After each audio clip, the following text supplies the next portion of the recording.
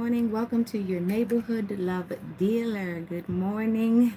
I got my stash out. Good morning, good morning, good morning. Now, this will be not a heavy message, but I try to take it easy on you because some people aren't ready for the amount of truth that come out of some of my other beautiful, young, and wonderful. It doesn't even matter how old you are. Youth is in the feeling. And I want to give a shout out to my fellow readers, my fellow tarots, all the pages that are dedicated in enlightening and awakening you and providing you with awareness, self-awareness. It's the biggest awareness there is.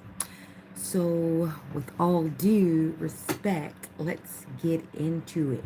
I'm going to give you the Bible verse going forward, and then we're going to go into the message that I told you I had for you today. I know some of you came across the Vashti and Lilith yesterday, and it was a two-tier lesson. See, with the Vashti and the Lilith tale, it tells about how the women were subjected to men who had power and control, perceived power and control, yet it was their title and the hierarchy that was created that even made it possible for the king to have as much influence as he had. Mind you, he still needed to collect taxes. He still needed to hold court with the people, the constituents of his city. So in doing so, we call it re-election here now, modern days. In doing so, in doing so in his campaign, he somehow made his betrothed wife a quote-unquote sacrifice. He just wanted her to come out unadorned in just a crown to basically show the crowd what they weren't privy to. Not only did it backfire because you were asking her to humiliate herself for your pleasure, for your influence, to sway the audience, right? But what she would have been giving up would have been way more. Imagine being the queen's betrothed wife, someone who is supposed to be deemed most precious in the kingdom, being asked to do something so lowly as to parade themselves like a rat or pestilence in the street. So that was the storytelling of how a man, even a man that was deemed as great, because his constituents did deem him as great, and it all depends on the perspective. Some he did favors for, and some he did none for. So depending on, their perspective in life is how they looked at his decisions. There could have been somebody already in the crowd who knew he was going to make this decision and already thought poorly of him. But in the same sense of things, there were people in the crowd who thought it was great that they would get to finally see the king's great trophy. And there were also people in the crowd that they kind of straddled the fence. Not only if she would have done this, this would have held her in debt to so many people's eyes and made them so entitled to feel as though they would be able to go further. But he was asking her to give access like a commoner. So how can you request this thing from someone who you have betrothed as your wife and still want her to feel precious?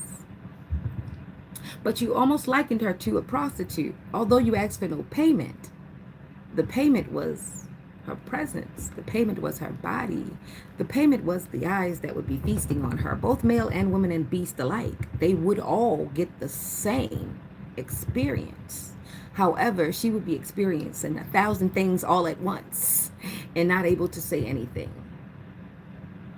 And sometimes that's what it feels like to be born as a girl. Because that's your first strike for some of us. And for some of us, just to be born was our first strike. And that's for all of us. That's for both sexes.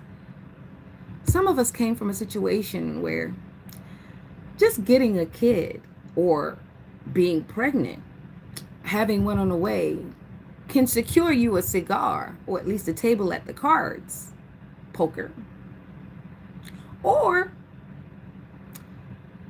it could bring in the attention of other females who don't get the opportunity to be mothers. Or it could just bring the opportunity to bond with other females because you really don't have a lot in common.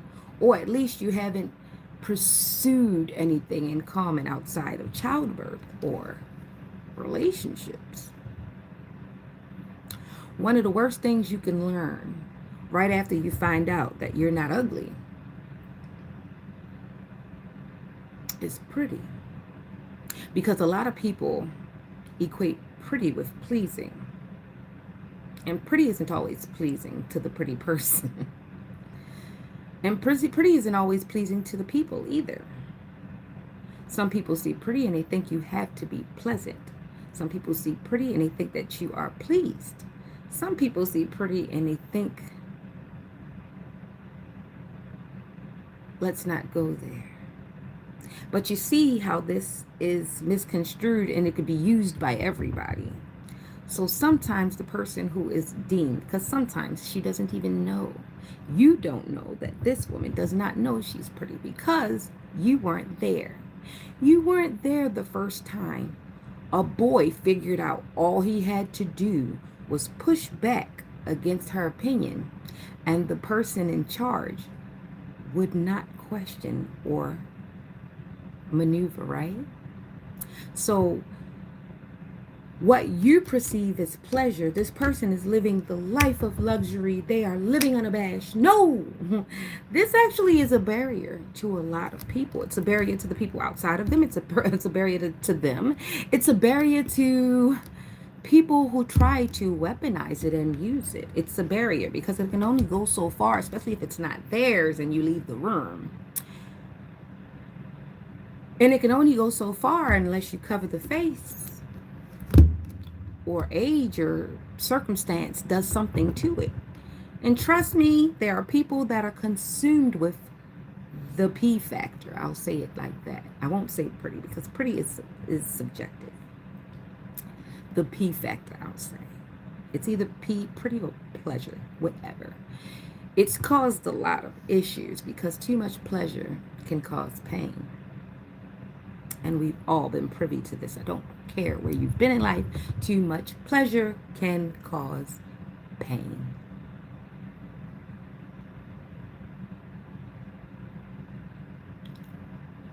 I'm not married.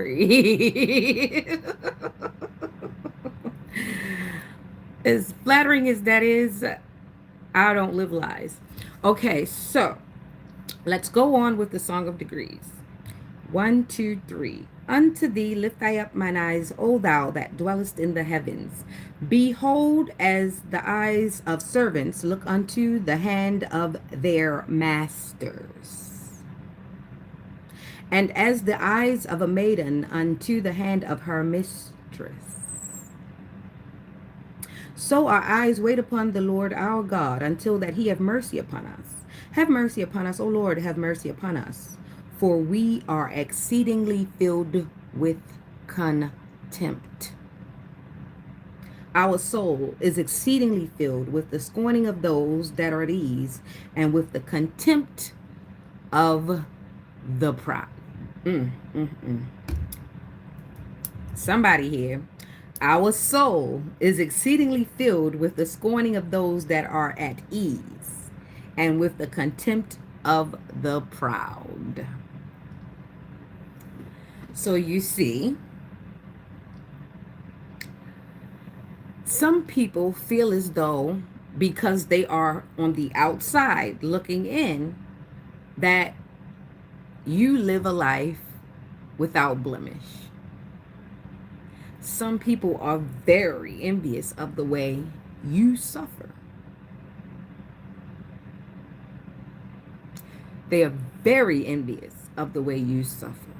They are looking for telltale signs of you being on the bad side of things.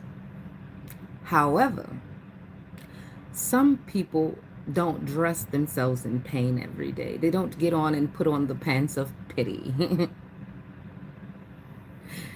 They don't.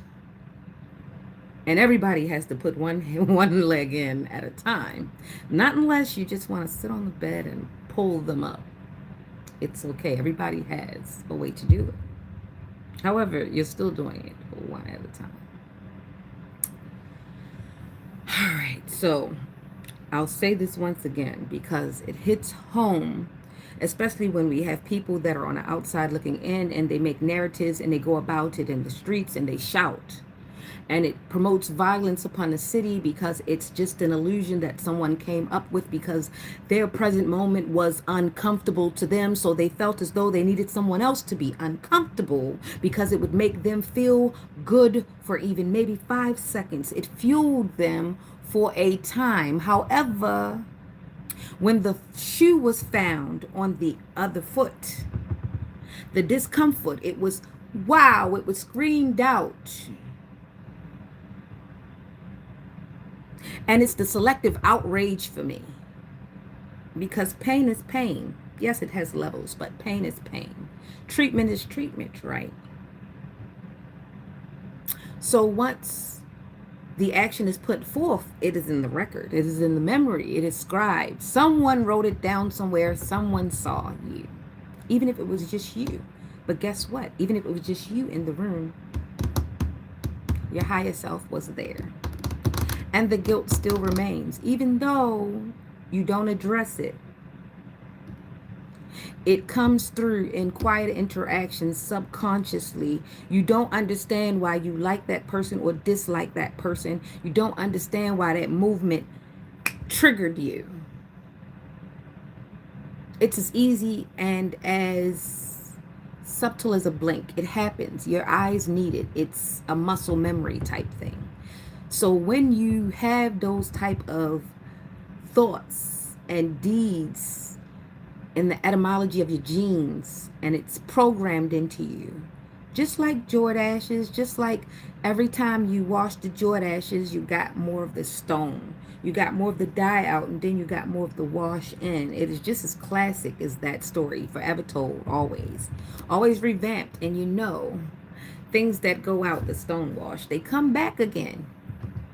It's like repeat, repeat, repeat until it becomes canceled in our culture.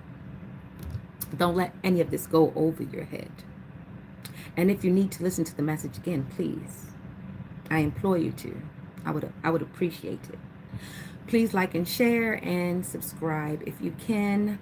There's still inside gossip and other things, and feel free to donate energetically, and you can also donate to Androgynous 111 in the Cash App $. Don't be shy. It's okay to help. It's also okay to donate.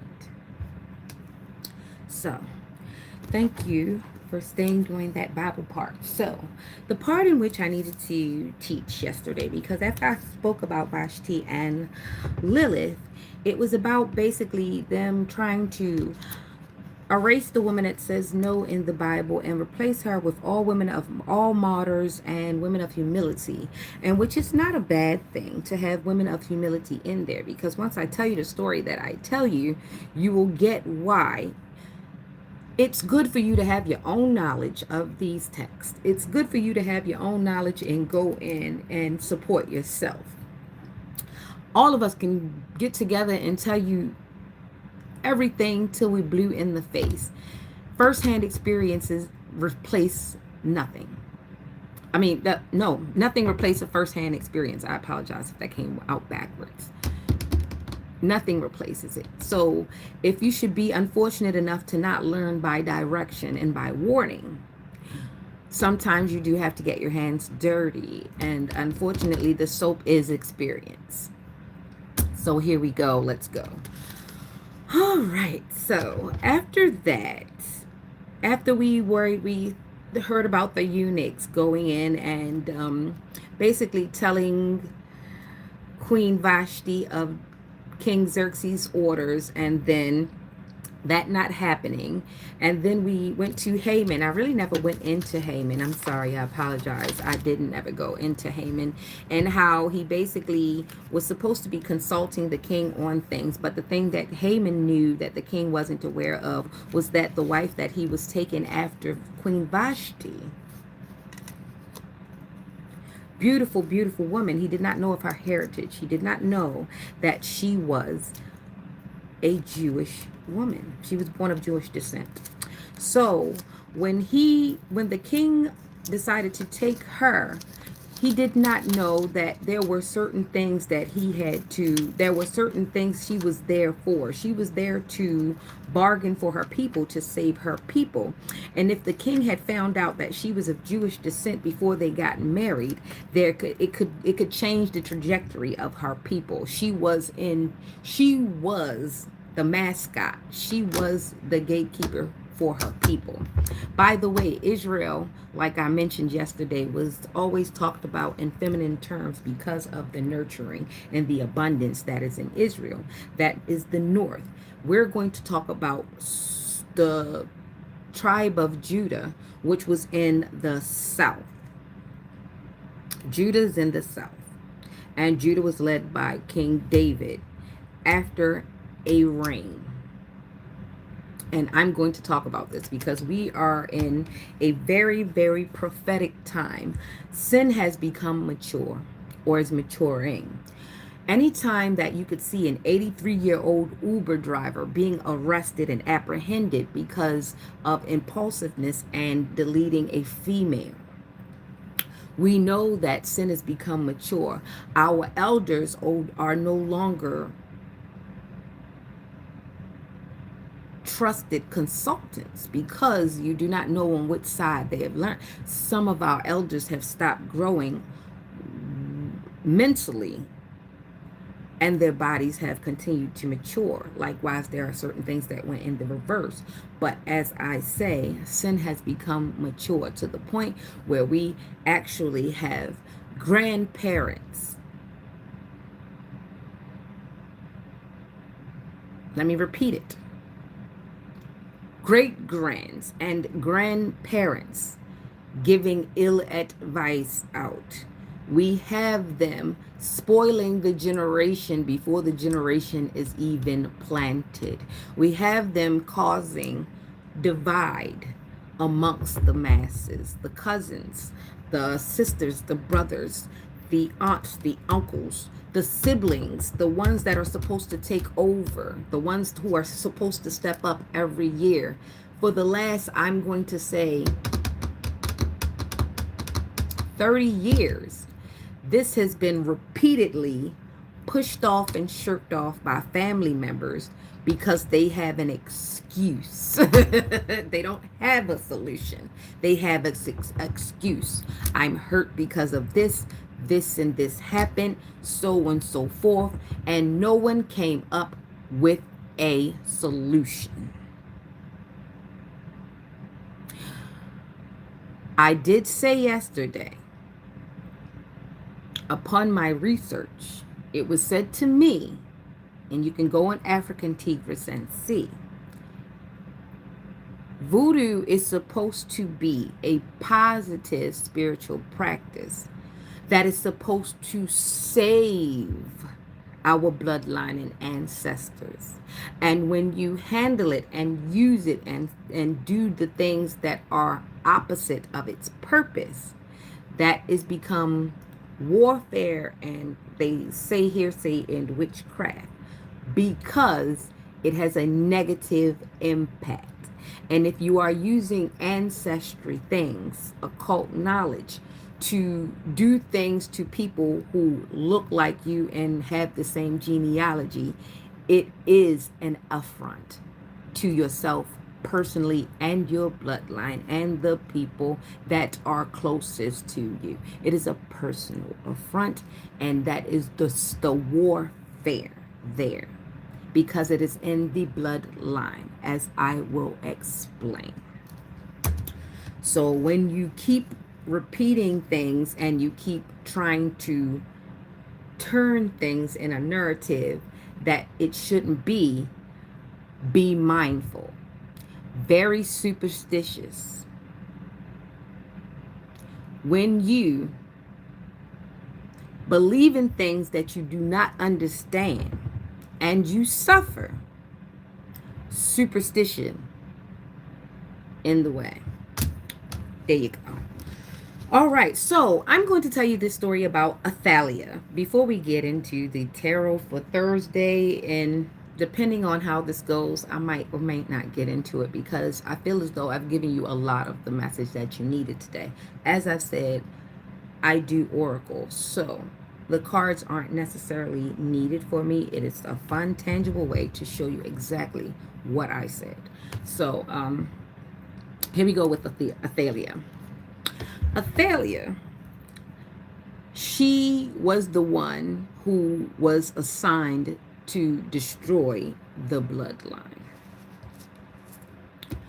Now, when people in this last year or so started really, and I mean, you had people who had no right to really even use the word Jezebel, just rolling it around, and they were throwing it around, and it's okay because they didn't know.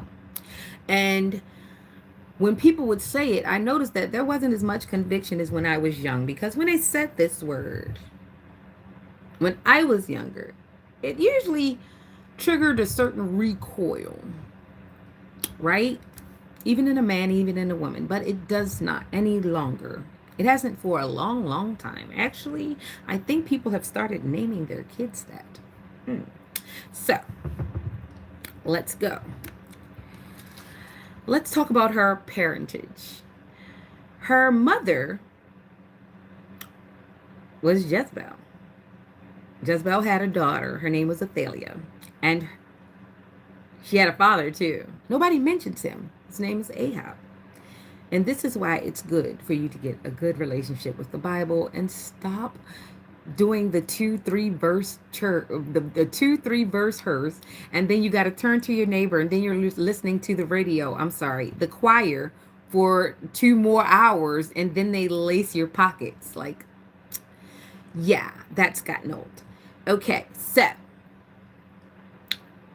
Athaliah is the daughter of Ahab and Jezebel, right? Judah is south. At the time when Ahab and Jezebel were reigning, they were in direct confrontation to the way of Yahweh. They were definitely spreading the work and the spirit of Baal. I'm only going to say, I don't want to say his name again. So that's the last time I'm going to say it. I don't like saying it. And that's who they worship. That's who they openly worshiped. Well, they weren't able to openly worship him. That's who they worshiped in their altars, right? And with that being said, Ahab and Jezebel came up Athaliah. So as Athaliah grew, she grew from Ahab and Jezebel, who, because of who they worshiped, they were in constant spiritual warfare. So no love was given to the child, and the child was shown very cold and sinister ways of life. The child became very entranced by the pursuit of power and control, as she was shown by both mother and father. The mother had a appetite for matters of the flesh, and the father had an appetite for blood guiltiness. And this is what this child had to endure. This is what she was brought up around. So you can imagine the child not getting a lot of love and direction, because constant attacks had to be going on. Constant protection had to be going on. So that meant that there was a lot of violence and strife in the city.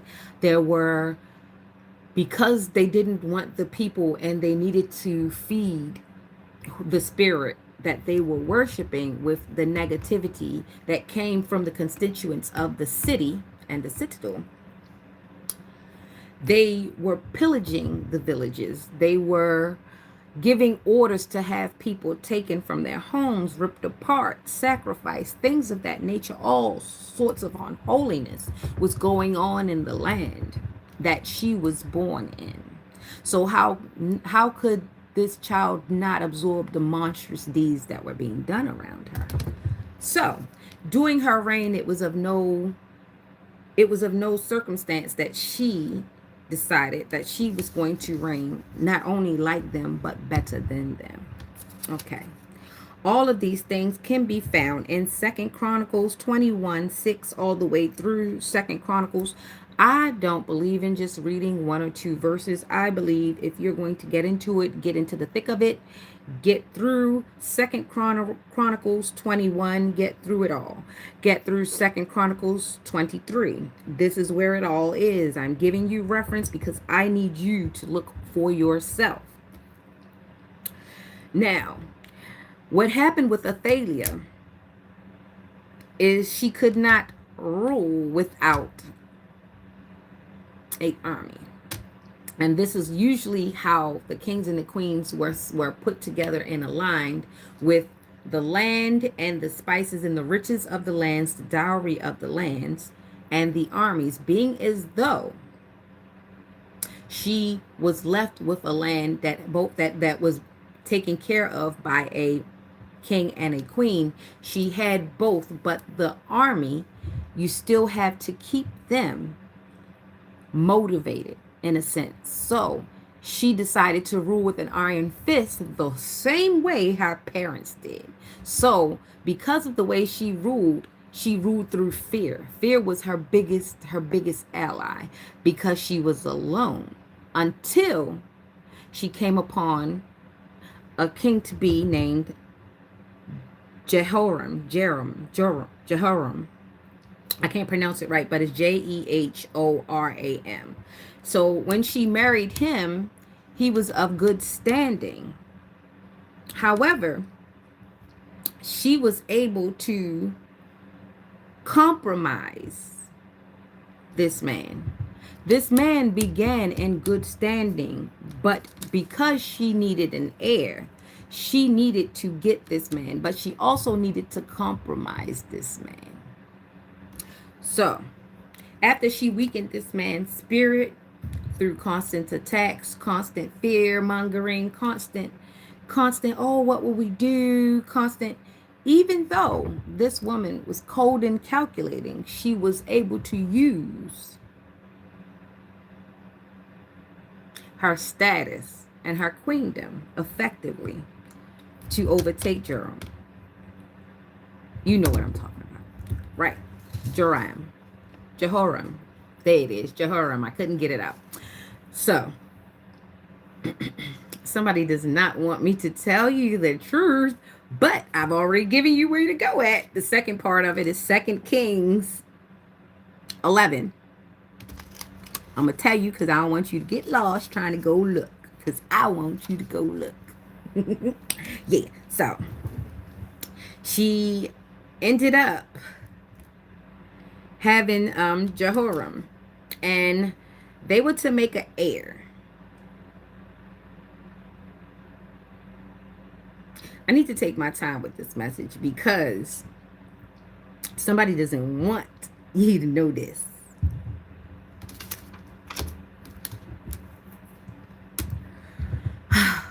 It's crazy.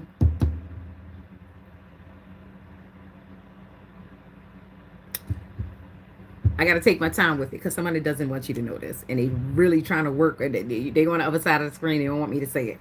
Okay, so what happened was Athaliah was in the bloodline. Athaliah was the second generation Jezebel. And this is why the Jezebel didn't hit like it was supposed to hit, was because we were still learning from an Old Testament.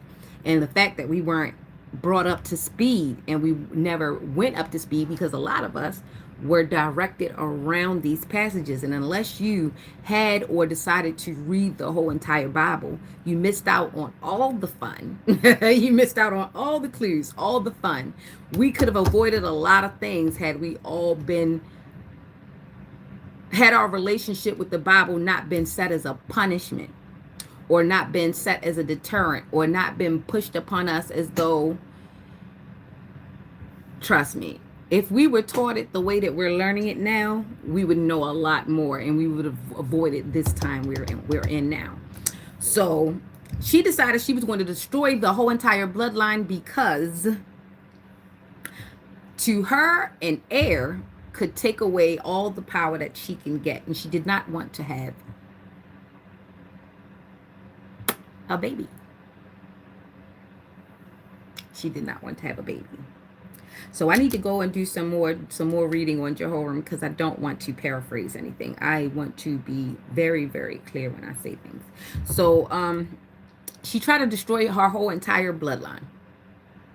She used the citizens, she used the constituents, she used the armies and everything, but nothing in her told her that even in fear,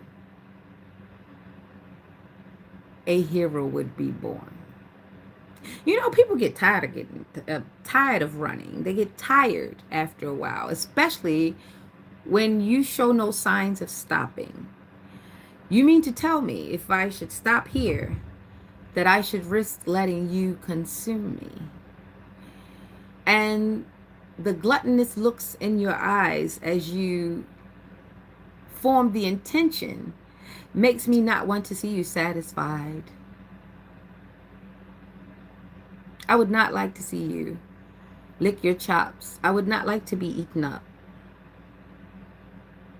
For I saw your jowls dripping. I saw you salivating at the mere idea that you could overrun me. And this is what happened to her.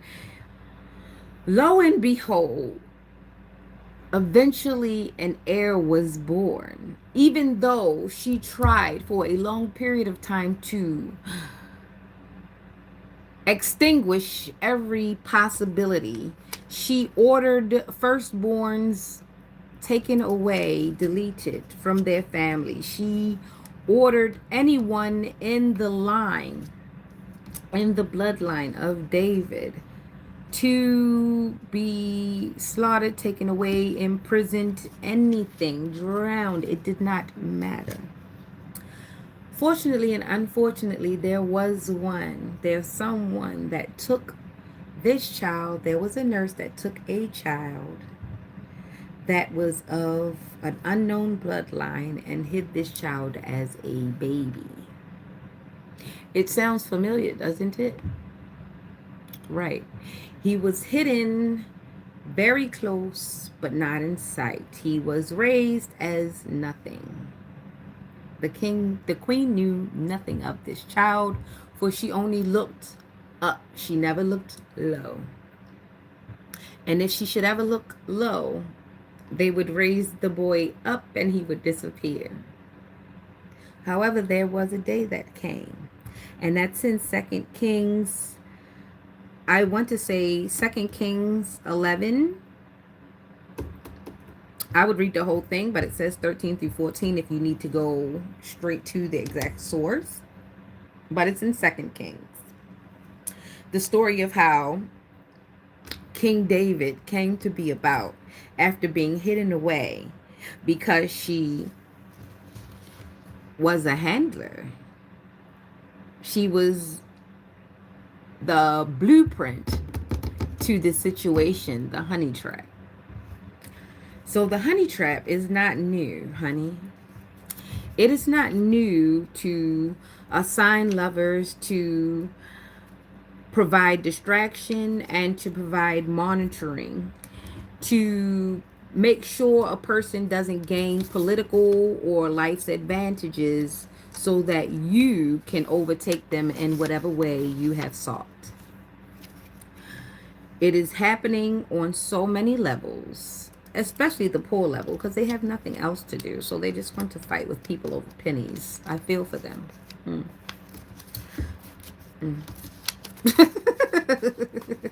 So, you know, like I said, be careful of coveting. Be careful of that thing, the illusion called power. And know that the only thing you really, really do control is you. And even that is limited at times. Involuntary moving, muscle movement, that sort of thing. Yeah. So just be careful trying to be bigger than the program, because the program might delete you. And being as though none of us really are the creator, when you attempt to take over the most high divine, Father God, Yahweh, when you decide that you're going to take over his job for him, and he takes it as a personal affront. It's really not us here. I mean, we do talk our things. We pop our shit. Yes, we do. Because we know how our Father comes for us, because he fathered you too. So, if you've ever been shown any measure of care, any measure of support, any measure of forgiveness, know that that was Dad, that was God, that was Yahweh, that was Father God, that was Allah, that was whatever you subscribe to as your higher self, that was you saving you, that was him saving you, because a father knows his child, right? But he also knew how to beat that baby too. Just saying, right? So, yeah, let's get into the tarot real quick, because it is Thursday and a lot of you come for Thursdays because that's when I do my reading. I had to hide the gummy bears because Alex likes to take them.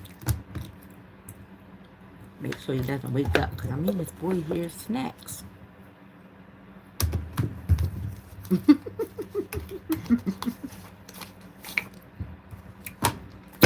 What was so funny yesterday, I'm in my room studying, and Alex come in the room crying. And you know he's nonverbal, so you gotta really take your time when he's crying and listen. Well, not only listen, you gotta actively look and see what happened. So he like, I'm looking, I'm like, what's wrong? What happened? And he didn't come from downstairs, it came from the back of the house. So I look, and I'm like, what's wrong? And he not saying nothing, he just sitting there.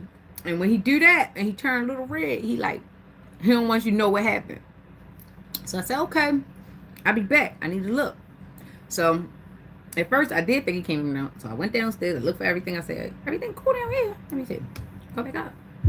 I said, he don't carry on like that for no reason. So I go in the bathroom. He stuffed up the toilet. I mean, water was everywhere. And I'm looking at the water everywhere, and that is fine. But I'm like, what was he doing in the bathroom? So I'm looking, you know, my first thing is, did he put something down there? And then me knowing the child and knowing that he be eating some stuff, that's what happened. It was an honest one, but I think what happened was when he tried to flush it and the water started coming out, it made him panic, because he knows I keep the floors clean and I like to keep things clean. He like, oh my God, this is a mess, because I think he tried to clean it up. He tried. The only thing that makes me upset when he gets like that is because before he come and get you, he will attempt to fix it. But that wasn't nothing for him to attempt to fix. Poor baby. Poor baby. So we ended up sharing some gummy bears together after I was able to get everything situated, and let him go in his room because he was just poor baby. And I get upset sometimes when I see him react like that because he leaves me sometimes. He goes to school and he used to spend time with other family members. That doesn't happen anymore. But who made him feel like every time something wasn't perfect, he had to panic? And these are the things I need you to ask yourself in the moments after the moment, in the moment before the moment. Sometimes take a little pause and take inventory. Because had I not taken any pause, I could have been angry with the child for no reason. I could have flooded the place even more because I allowed impulse to take over. There's a lot of value in being able to not lash out at people. Sure, some people take pride of it. They'll brag. I'm on that. But that doesn't usually end up well. Usually ends up with a bruise, a charge, a bail. You name it, a bill. Something happens when things are done impulsively and without reason. And a lot of times without the facts. So let's continue to take care of one another and do it in a responsible way. Let's agree to disagree. Let's agree to not overextend, but to extend an authentic hand or to snatch it back. Let's agree that a no is a sentence. Let's agree that the job that you applied for, you actually wanted to do it the way that it was described. Or, you had the due diligence to say, you know what? I can't serve in the way in which I need to serve, and I need to excuse myself. Or I can no longer fathom this, or make this happen. Some people can admit when they can no longer do things, but when you can't admit that you can no longer do things, it keeps you away from the things that you probably can do. That's why a lot of things are called entry level. You enter at this level and then you start to move up. You don't just move laterally. You don't just stay stagnant, because you can't blame the world because you weren't willing to move, because you actually found a soft spot and didn't get out of it. I mean, let's talk about how many backs are messed up because they found a soft spot in their bed. And now they got, spina bifida or something like that, And it's the etymology of being stuck in comfortable places, and then you end up with bad body posture, and then that passes to your child through the generational etymology, and your child has no idea why my back hurt. It's because your mom and your dad has postured you in the wrong way of life, and it did not show up spiritually. It showed up physically for some. Crippling, isn't it? A lot of the things that we are experiencing is sin become mature. It looks like mental health. It looks like these autoimmune diseases. It looks like your skin is going to flare up. This is because of generations and generations of bad intentions, bad deeds, guilty hands that pat you on your back. You have a right to live life above everyone else, while our family has continuously stripped and badgered and pirated everything here. Hello. Hello and goodbye. Hello and goodbye. Hello and goodbye. Hello, hello, hello, hello, hello, hello, hello, hello, hello, hello, hello, hello, hello, hello, hello, hello, hello and goodbye, hello and goodbye, hello and goodbye. Order in the court, judgment has befallen. All right, all right, all right. Taurus, Taurus, step up. We're going to start with you. All right. Good morning, good morning, good morning. Happy birthday to those who are having a birthday. Congratulations to those who are pregnant or heavy with a baby. Congratulations. I'm so glad it's you and not me. Summertime. My bad. That was a little shady, but it's cute too. Blessings for the baby. Blessings for your new relationships and everything that you deem appropriate. Amen. So be it and say la. Congratulations to those who are entering into a time of life where things are very, very clear. It might not be easy just yet, but it is a lot more clear and you have better steps. And I'm not hearing ocean, so there's something in there. You woke up this morning conscious, okay? Woke up this morning. I hope you got yourself a gun. Okay, if you ain't got to get ready, somebody stay ready.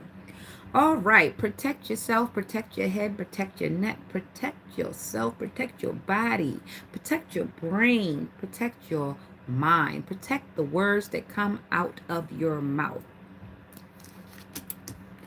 Ooh, straight out the gate. As soon as Jonathan asks me for a reading, the death card comes out. That's embarrassing. I'm so sorry. I don't know what happened there.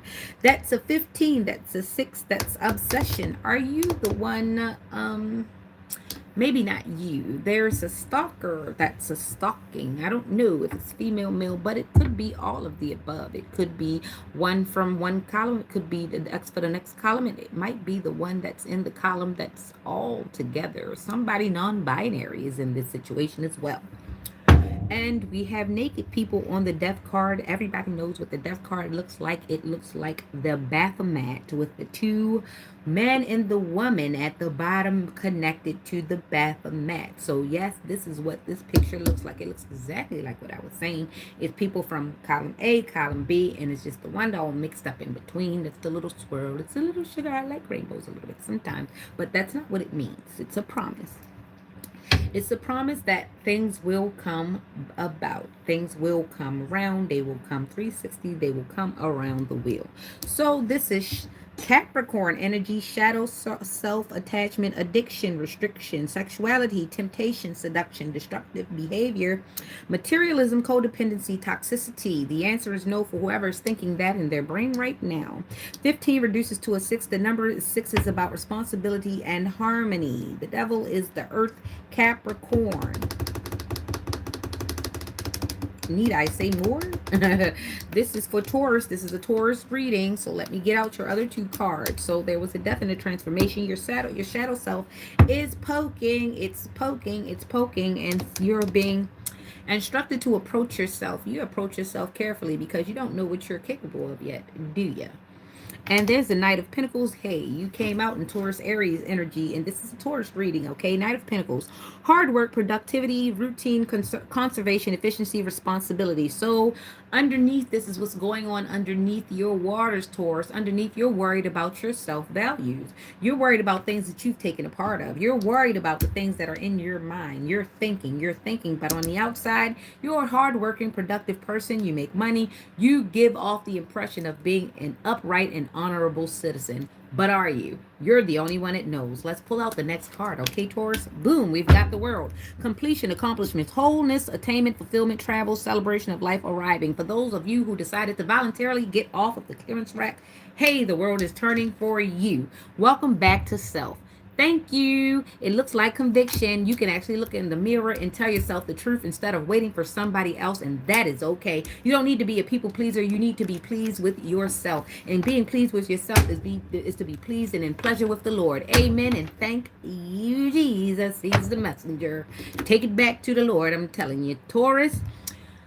After you get finish being obsessed with all this self-doubt and all this self-hate that you've done, and you might not think it's self-hate, but when you have to look for outside self-validations, when you have to look for somebody to say you did a good job, son, you did a good job, girl, you did a good job, you are practicing a form of self-hate. It might not be blatant, but eventually you'll get it, because somebody will be able to put a steering wheel in your back and turn you based on their like or dislike.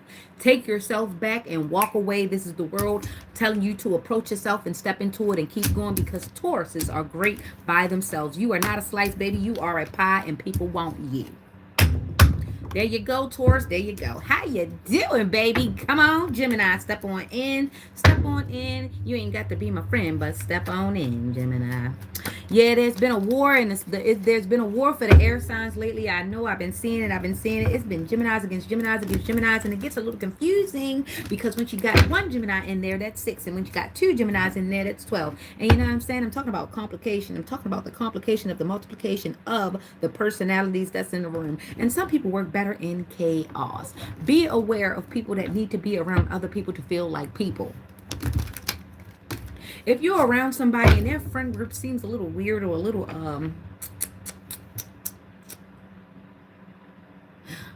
it's idolatry. They seem to worship this person. There are a lot of dynamics going on in the room, and you can't see them, and they probably don't see them either, because it's their ego sitting on their back, that big old monkey on their back that they don't see. They think it's that LV purse. They think it's that Chanel bag. They think it's that. No, it's not that. It's that entity that's attached to it all. See that you have the spirit of perfectionism, and you like to indulge a lot. And when you start worshiping the brand names in your own image more than you ever go to God, it is a sin. He's jealous. He's jealous. Because how the hell did you get bigger than the program when I made you? You don't give me none of the credit for that. Okay, well, the same people that helped you get it. Okay, let's change the spirit in them and let them chase you. In the negative way, not the best way. See how that go? God knows what you need, especially if you he catch you when you're in there with yourself a little too long. You never come out and you say, hey, daddy, how you doing? You gonna stay in there? I pay all them bills. That's what your daddy say. I pay all them bills. You ain't gonna come and say hello? You gonna walk up in my house with all my money on your back. I'm talking blessings. You gonna walk up into my house, stomp your feet with mud on it. I pay for all this maintenance.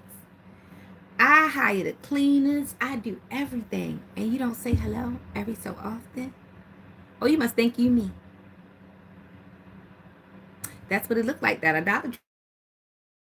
You've got friends that do all of that, and they like worship certain things. You notice a person only gets a certain amount of following because of certain things, and I can't say it because you know the ones who know. Think about that. Think about what you're bordering on, because yeah, y'all could be getting money, and yeah, y'all can be getting status, but to what degree? And you have to understand, certain mindsets release certain other things, certain other energies, and when it's concentrated to a certain thing. Casa Knight showed y'all when all them little nappy-head boys got up in there. I mean, they had everybody. It was a mixed crowd. Everybody was in there holding their little ashy hands over that table, and that shit went shoo.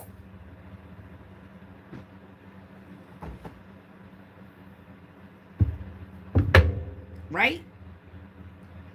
And then let's not even talk about that, because that was proof in showing you. They typed it, they showed it to you, but see, they have to make it so animated and unreal. They have to make it seem like it's unattainable to you, but it's okay. It's okay. But let's think about how many people that are not talented, and it seems as though they're a celebrity, but they don't do shit but show up. They might drink.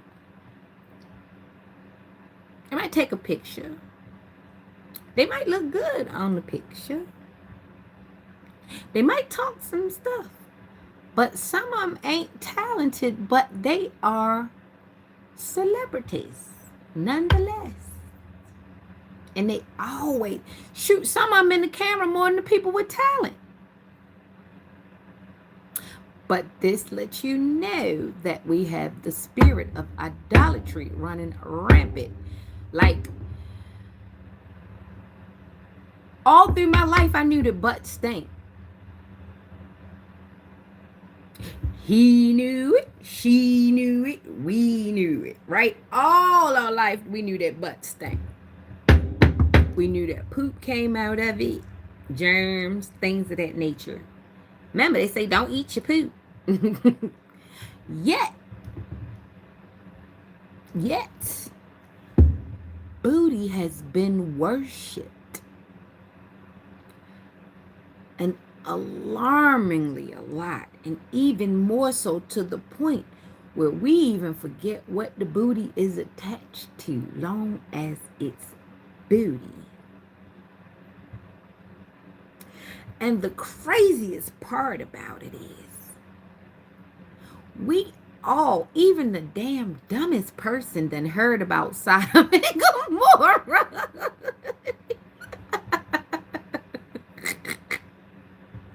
And it makes me sad to say, started from the bottom, and your ass still there in the bottom. Let me keep it going, because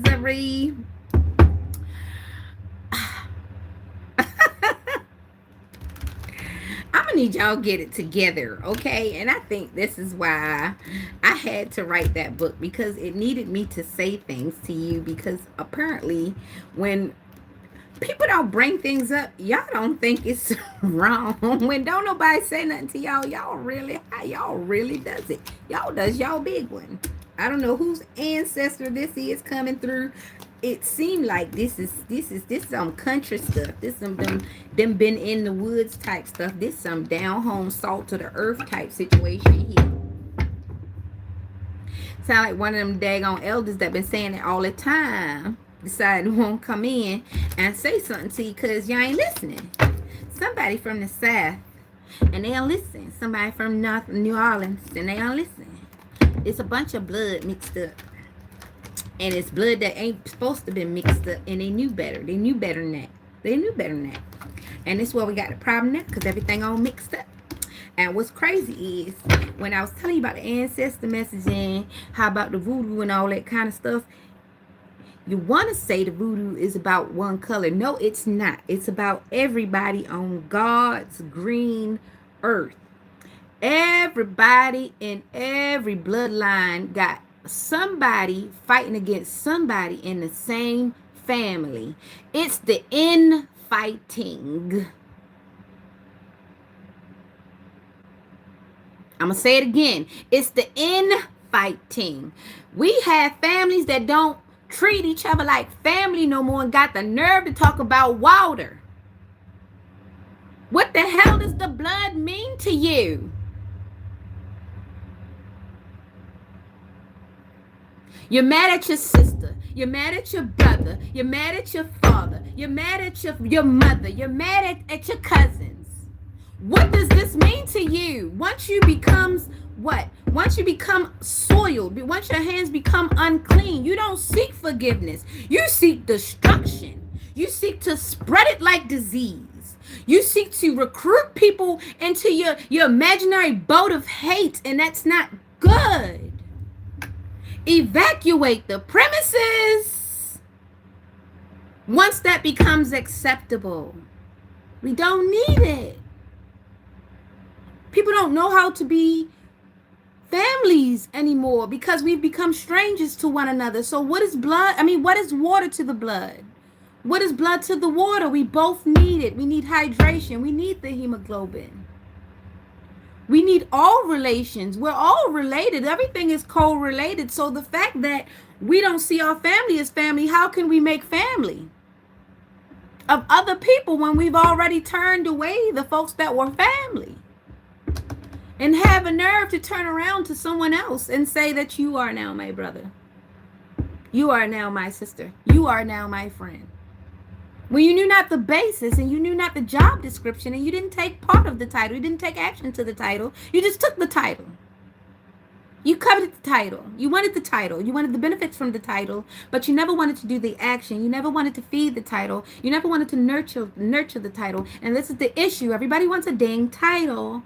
They want to be noticed. They want to be looked at. They want to be adored. They want to be worshipped, but they don't want to give the action. Everybody wants to be a leader, but nobody wants to serve. And they come one and the same in the one, okay? And this is why a lot of people get looked at as weak that are servants, because they know their place in life, because the servants often have to know how to service in order to know if they're being served wrong. So be of service. The one thing that made me decide to send a steak back to the kitchen was the fact that I knew how it was not prepared. Want to know how I got familiar with a steak being prepared? By preparing it myself, not sending others to do it and then taking note of what was happening, not even knowing that the most perfect steak would have been poisoned. But yes, I delegated that. With my harsh tongue and my sullied hands, yes. I felt fit to delve orders in other people's. I felt fit to order destruction and obstruction in other people's lives, and I invited none for my own. Everybody want to shoot, nobody want to get shot. So when you find yourself on the receiving end, oh my gosh, it's the outrage again. But it's only because of your behalf. When it was the person that you found in opposition to you, it was fun, it was sport. But when it became you, it became a cry out to the world because it was an injustice. How dare you, you hypocrite? Okay, back to Gemini. 1, 2, 3. Ace of Swords. I'm sorry I cut you. Somebody feels a little bit... What do they call that procedure that you get when you're first born and you're a boy and they cut it?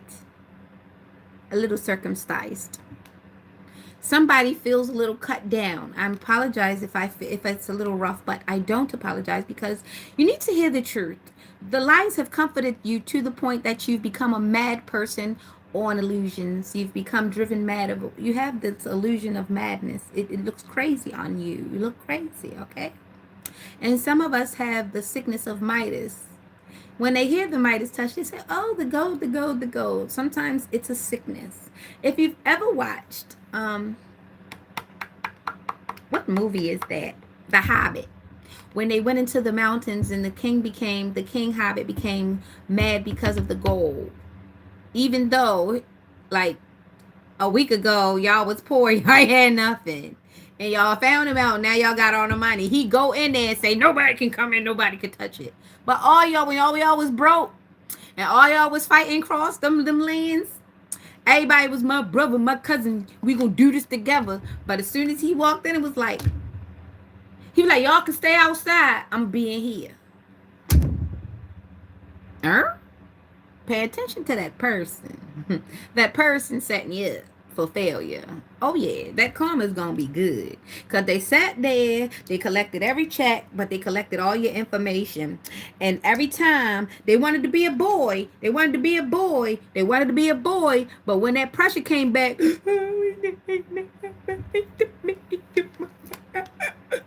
don't let them go. Hell no. You're a boy, remember? You're a boy, damn it. You want to be Damon? I'm so terrible. Anyway, Queen of Cups, Gemini energy out here because this is a Gemini reading. And we have a Gemini that has Earth in her chart. She could be a Gemini Taurus, or she could have Cap in her chart, or she could have Virgo in her chart. Oh boy, I worry about that one. So if you're a Gemini with Virgo in your chart, do some research. Anyway, so we've got the one is the Ace of Swords, and then we've got the Queen of Cups, which she isn't a number. She is a Gemini Cancer energy. She's a Gemini Cancer cusp. So we've got a lot of people out here as a Gemini Cancer cusp. We've got the Capricorn out here, no cap, no cap. And we've got the 1 and 3. And we all know that's 4. That's the root. That's the root. That's the house of. That's the foundation. That's childhood memories. That's things that you need to pull out from you from the root and go forward. So somebody is doing shadow work and somebody is not. This is the that piggy thing. One little piggy went to the market, one did not. One little piggy cried, wee, and all right. So there are a lot of Geminis. Somebody has gathered a goddamn gangle of Geminis, or this is a bunch of men that actually seek out Geminis, or a bunch of people who just actively seek out this sign. For what reason? Stop picking on us. It is horrible. You're picking on a lot of people. And it's not good if you actually come across a South Node Gemini in this energy, because like I said, there are at least 6 people to start from. So if you start gathering a bunch of convoluted, conflicted Geminis, I think you like purgatory. You like questions that lead to nothing. You like the onslaught of shit. That's what you like. If this is what you want to do, you want to pick war. Far be it from me. I'm going to be on the north side, okay? So we've got mental clarity, breakthroughs, new ideas, success, sharp mind, new conflict, and surgery. Surgery can be actual real surgery, or surgery can be the actual precise cutting of things out of your life, or cutting of things into your life, working things into your schedule so that you can live your highest life. You're living your best life. You ain't going back and forth with eating and just, hey. So we've got the Queen of Cups, compassion, comfort, calm, nurturing, healing, emotionally stable, intuitive, and caring. I told you that a Pisces is, but this is Cancer. So Cancers, I can tell you this, they like to cry. They are very, very nurturing, but they have a thing where they need to extract every bit of emotion out of you before they are convinced that maybe you love. I am not a masochist. I believe, in my experience, and this is not with all Cancers, because there would never be a situation where I would actually pursue a Cancer on purpose. They usually do that, and then I find out they're Cancer, and then they start cancering. Okay, but sidebar. But yeah, Cancers are, in my opinion, they are masochists. They need every ounce of emotion available, and they need to see it on display before they believe that you have a heart. It's not that they plan on loving you. They just want to see your insides before they make a decision on whether we can talk about love. And it looks like love bombing. It looks like control. It looks like impulsiveness. It looks like narcissistic personality disorders. It looks like becoming the avoidant and becoming the narcissist and becoming the avoidant and then just going ghost and then trying to figure this shit out again. And this is for a very, very, very toxic Cancer. They want to control any and everything in all aspects, especially if they take a liking to you. If there is something in you that they find themselves enamored with, this could be both a blessing and a curse to you, because if you want to be with this Cancer, just know that they're going to attempt to extract everything out of you every chance they get. It's a sport for them. They like it. It makes them feel good about themselves. I have no idea why this weird characteristic exists. I've just experienced it way too many times from men and women. Platonic too.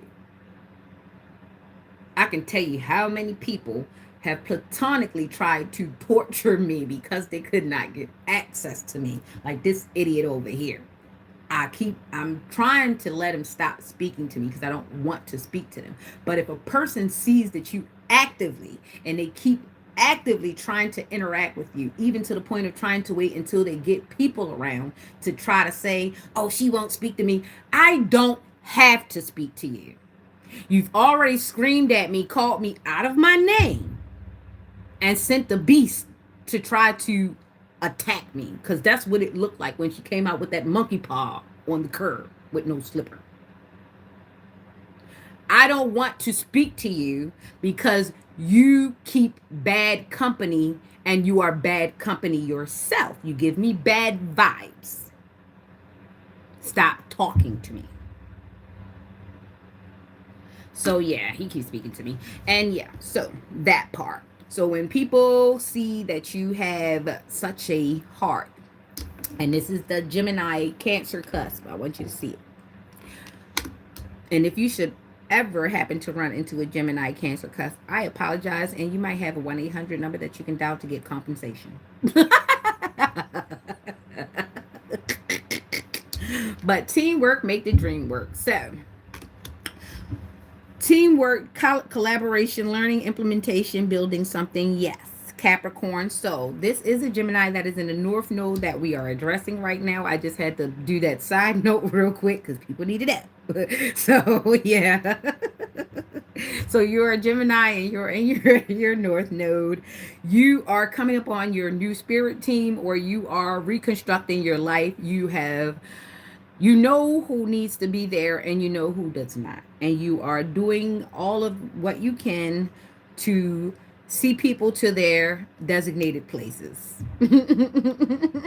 Exactly. See people to their designated places and you go on to yours. Because as a Gemini with 6 things going on at the same time, you certainly can keep yourself company. You do not need that. Okay? So going forth, Gemini, use your discernment. Pick your people very well. You do not need anyone that needs to see your insides to even be convinced that you have a beating heart. Yes, fat meat is goddamn greasy. Would you like to be popped? Bacon. I'm so funny.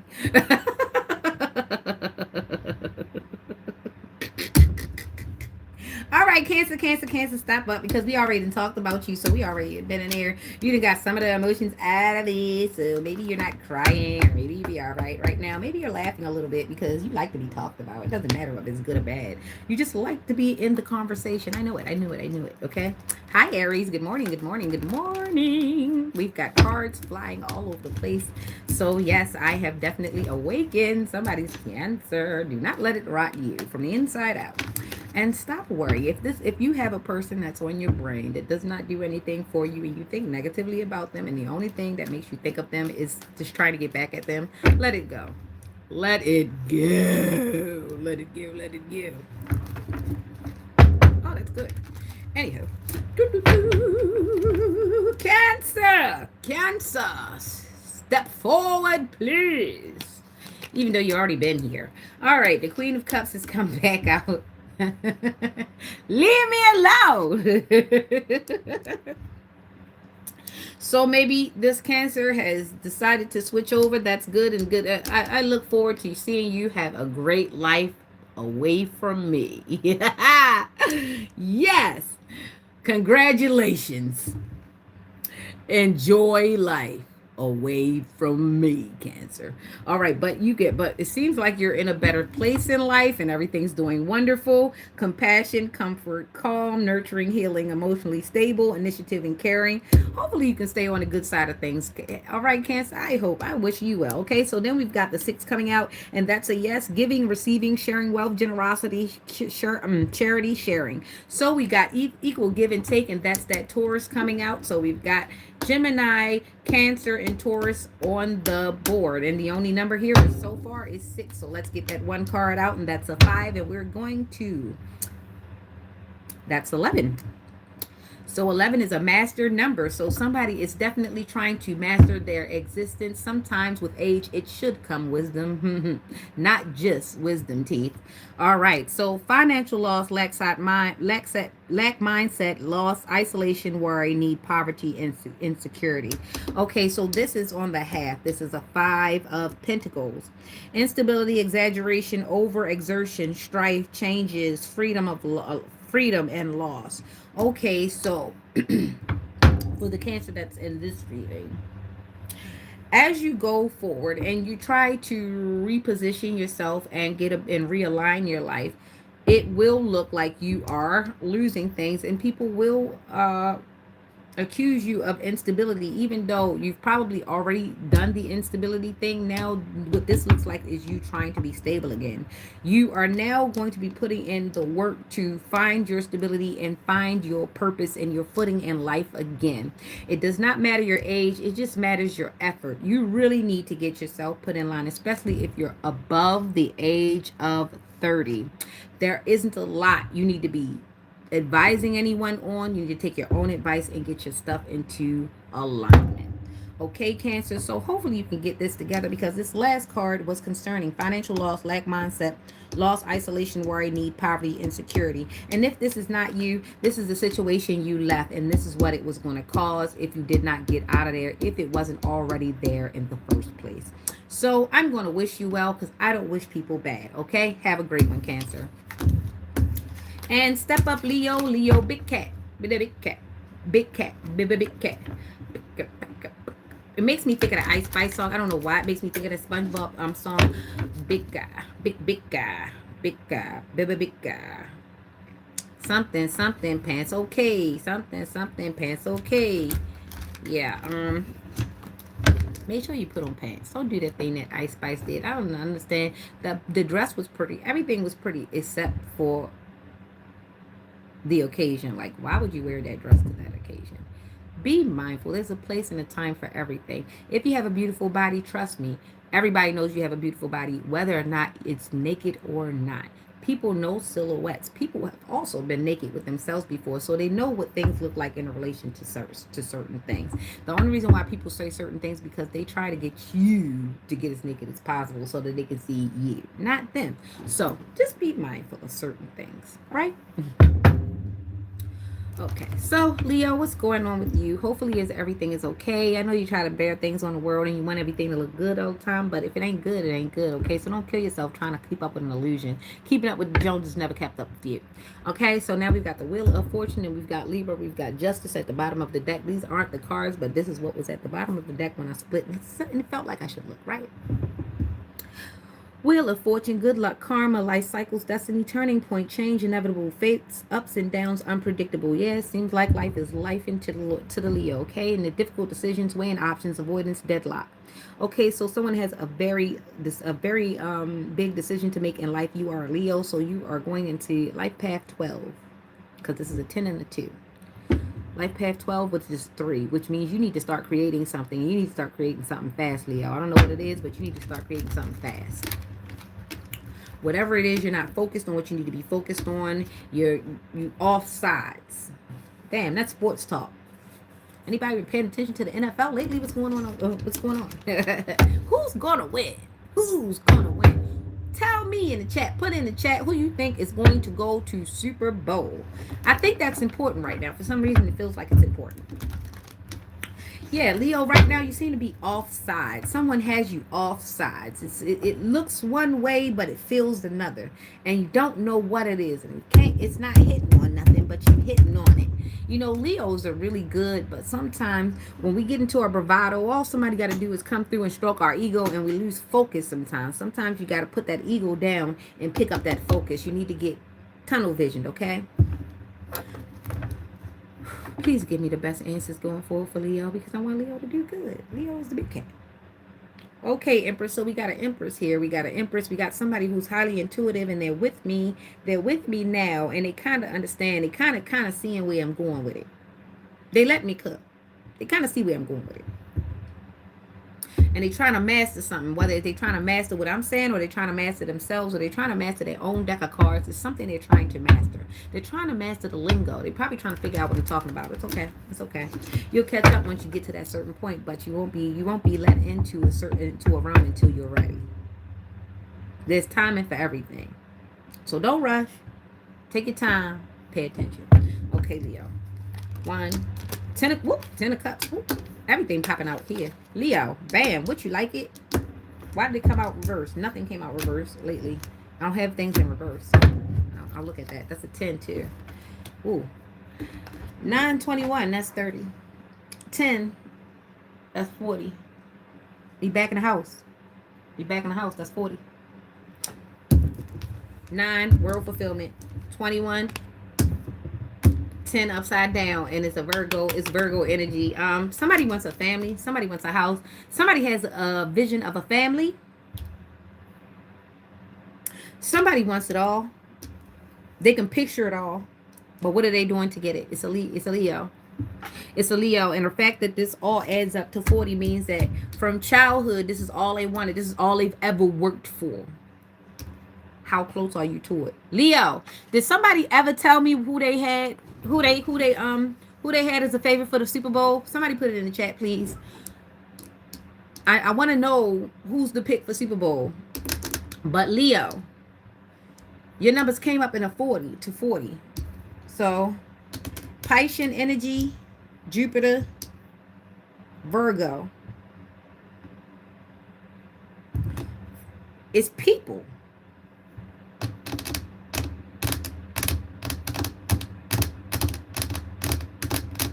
There might even be a Pisces Aries cusp. Somebody who got audacity. More audacity than anything else. More audacity than the heart. More audacity than this. More audacity than that. They just got a whole deficit. The only thing they seem to have in overflowance is audacity. They have that in abundance. Their cup overfloweth with audacity. All right, so the 9 is the wish come true. That is yes, contentment, satisfaction, emotional stability, luxury, gratitude, strength, compassion, completion, optimism, suffering. That's the 9. Then we've got the world. That is a yes, completion, accomplishment, wholeness, attainment, fulfillment, travel, celebration of life, arriving. 21 reduces to 3 and it's about community, optimism, and joy. But we have not combined that down to the 3 yet because we're still getting over to the 10, which was the 10 of Pentacles, which was Virgo energy, and it was upside down. That's what I wanted to say to you. It was upside down. All of my cards were up. The dark side of wealth. Oh, spirit just snitched on you. All right, dark side of wealth, financial failure or loss, fleeting success, lack of stability, lack of resources. Shit. Somebody in that damn fraud. Shit. Scamming. All right, okay. I don't know. I do not know. All right, Leo. Big cat. Yeah, somebody want me to see this because it's in my eyes. I could see it. It's right here. This card is good. If this card would have came out in the upright, this would have been a perfect reading. However, it came out upside down. Let's read it again, Leo, because we need you to be aware. And self-awareness is the biggest step anybody can take nowadays because a lot of people have become so overwhelmed by all the outside stimulation and all the outside influence and validation and things of that nature. We are not aware of what we look like in this damn world. And some of us are looking in the mirror every day, but we do not know the signal we put out each time we interact with somebody. So we've got the 9 of Cups. Some cards, it's a woman sitting there with her legs crossed, and this happens to look like an indigenous man with his arms crossed, and he looks pleasant enough. He has a smile on his face. When a man sits with his legs open, he's relaxed. This is the posture of confidence. He feels cocky. Okay, and this is the way he's sitting in this chair. The world. This is a man who's comfortable in his pursuance of wealth. However, and his intentions are pure. He intends to have a family. He wants to have a family. Now, his actions is a whole different thing. His intentions are perfect.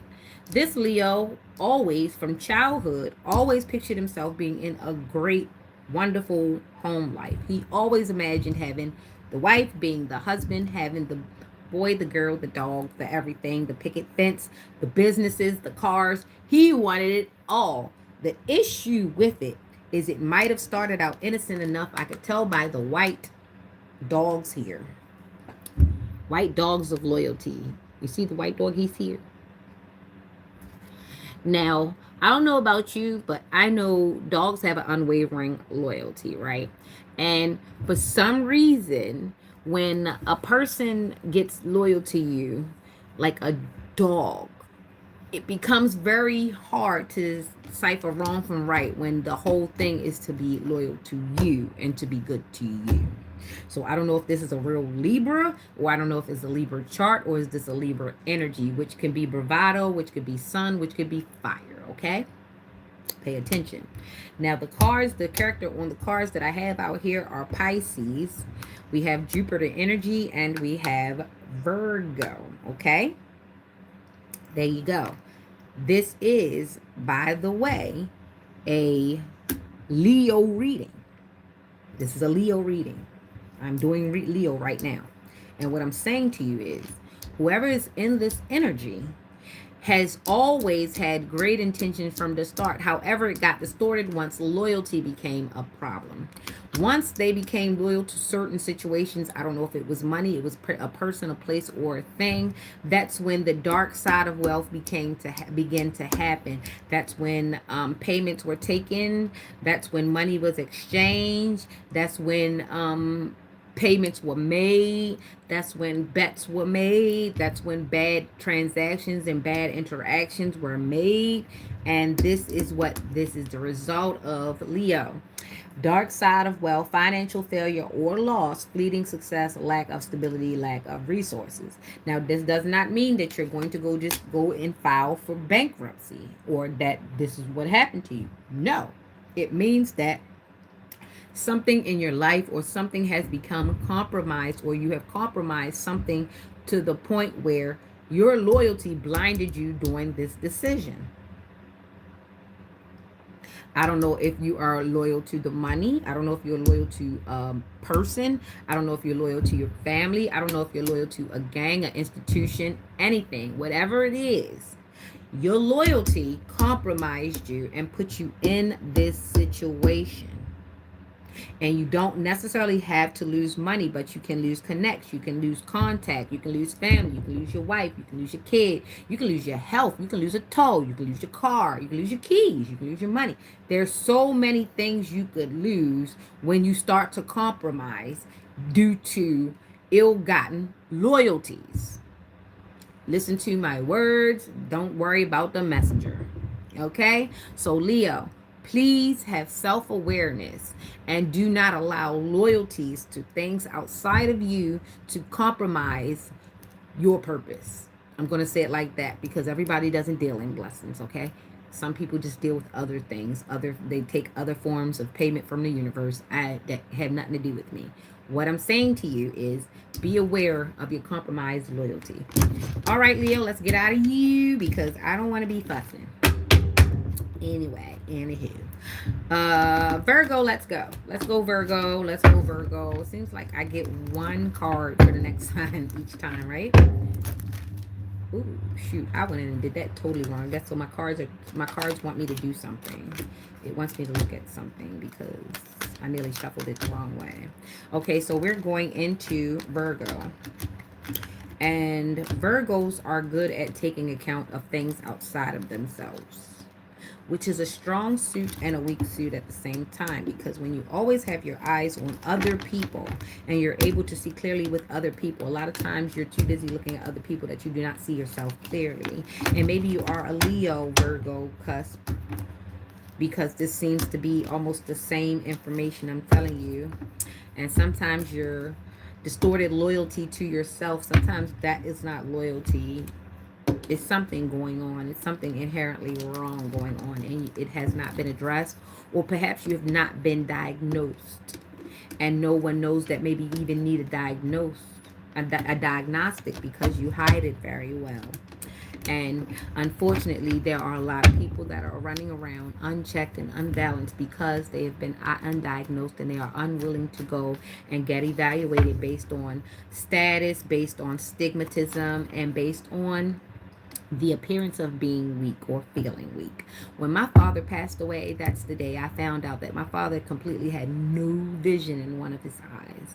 And he divulged to me on that day, he said the reason why I never told anyone that I was completely blind in that eye was for fear of being taken advantage of. It's real. Fear is real. It is paralyzing. It is crippling. And when a person feels as though that they can put fear in your life, oh, yes, make no mistake. A person that wants to put you in fear damn near wants to unalive you, because what can fear do to you? We know how big fear is.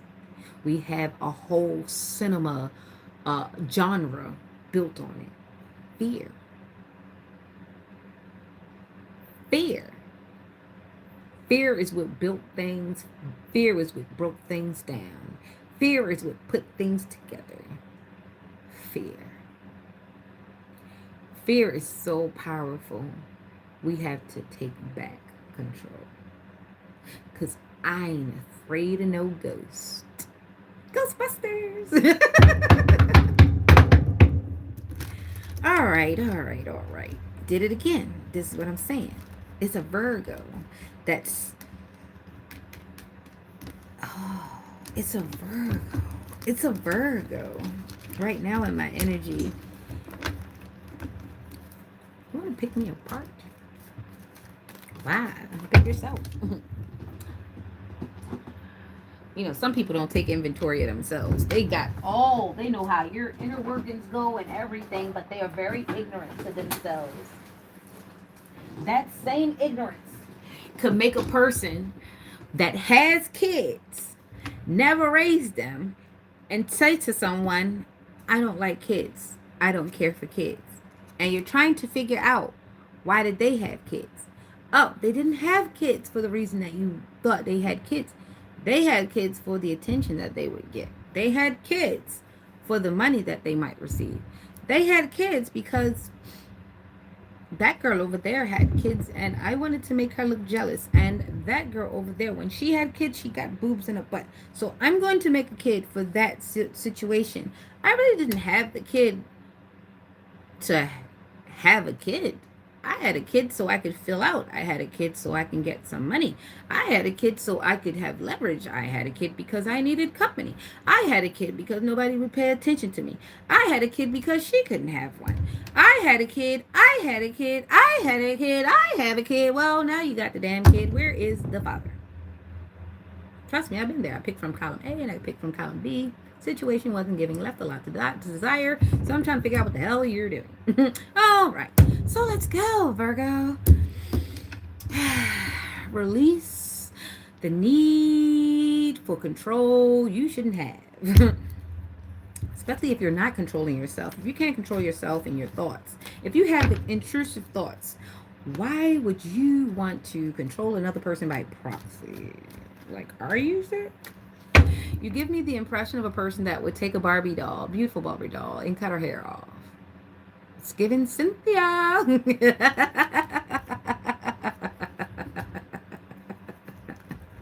Well, then darn. Those kids lost twice.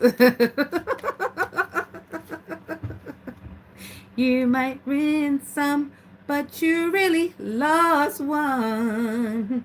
What the bum. It's so silly. How come? Yeah. I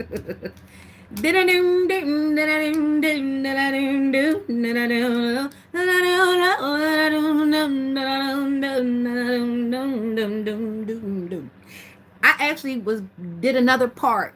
I did another part on my guitar yesterday. I was jamming out. I was rocking out. I still can't not look. I gotta look, but it's good though. I be having fun. So Virgo, don't get in your feelings. Don't get your panties in a bunch and stuff. Go sit down and listen.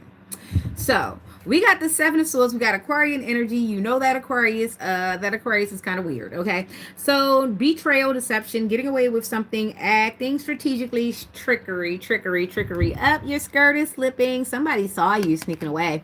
Okay, so the camera is rampant. I mean, they're camera, flop cameras. Somebody's gonna pick it up, and you're gonna be the last one to notice because it's gonna be presented as evidence. Anyway, the seven, betrayal, deception, getting away with something, acting strategically, trickery. The answer is no. Regaining or losing control, mastery, choices, responsibility, myths and secrets. You tell yourself a myth and you keep it a secret. You lie to yourself, but you tell people you tell the truth all the time. I don't understand you.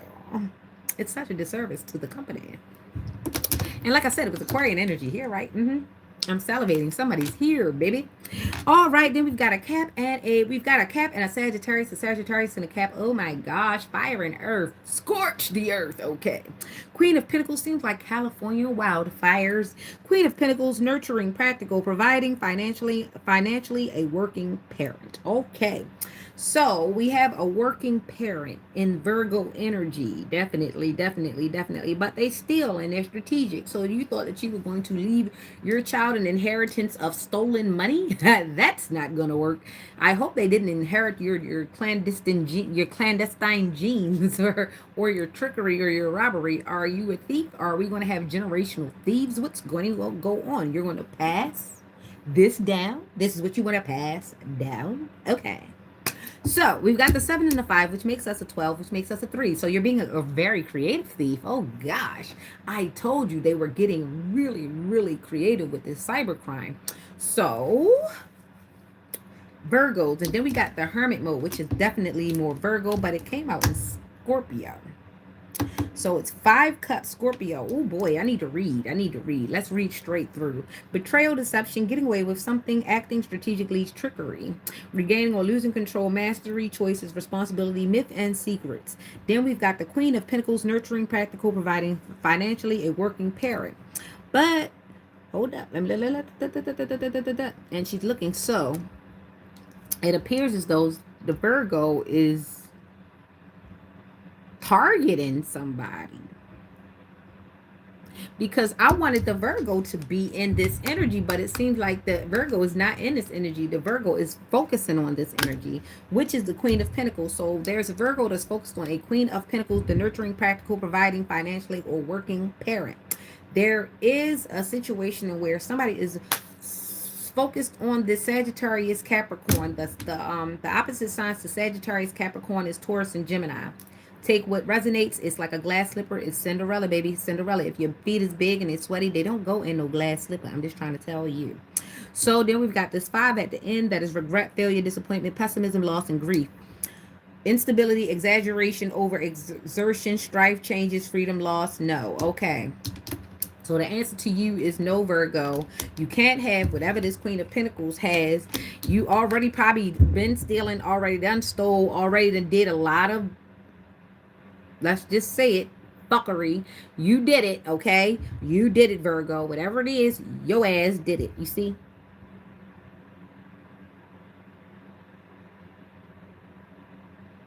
I remember a long time ago, my sister had a pair of red Reeboks, and I turned around to her when we was about to go outside. We about to run to the store or something real quick, and I turned around before we left out of the house, and I looked at them red Reeboks, and I said, "You can't go nowhere with me." And she looked at me. She was like, "The fuck?"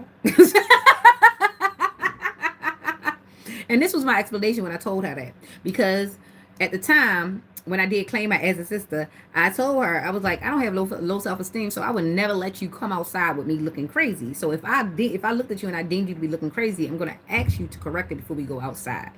Not because I need you to be perfect. It's because I know that you care about yourself too. So why would I let you go outside looking crazy? And then on top of that, if you didn't really care about it, I would have probably let you go outside. But the fact that you're going to put it on me if somebody say that you look crazy means that you can't go outside looking crazy with me, because you're going to automatically be offended if shit don't go your way.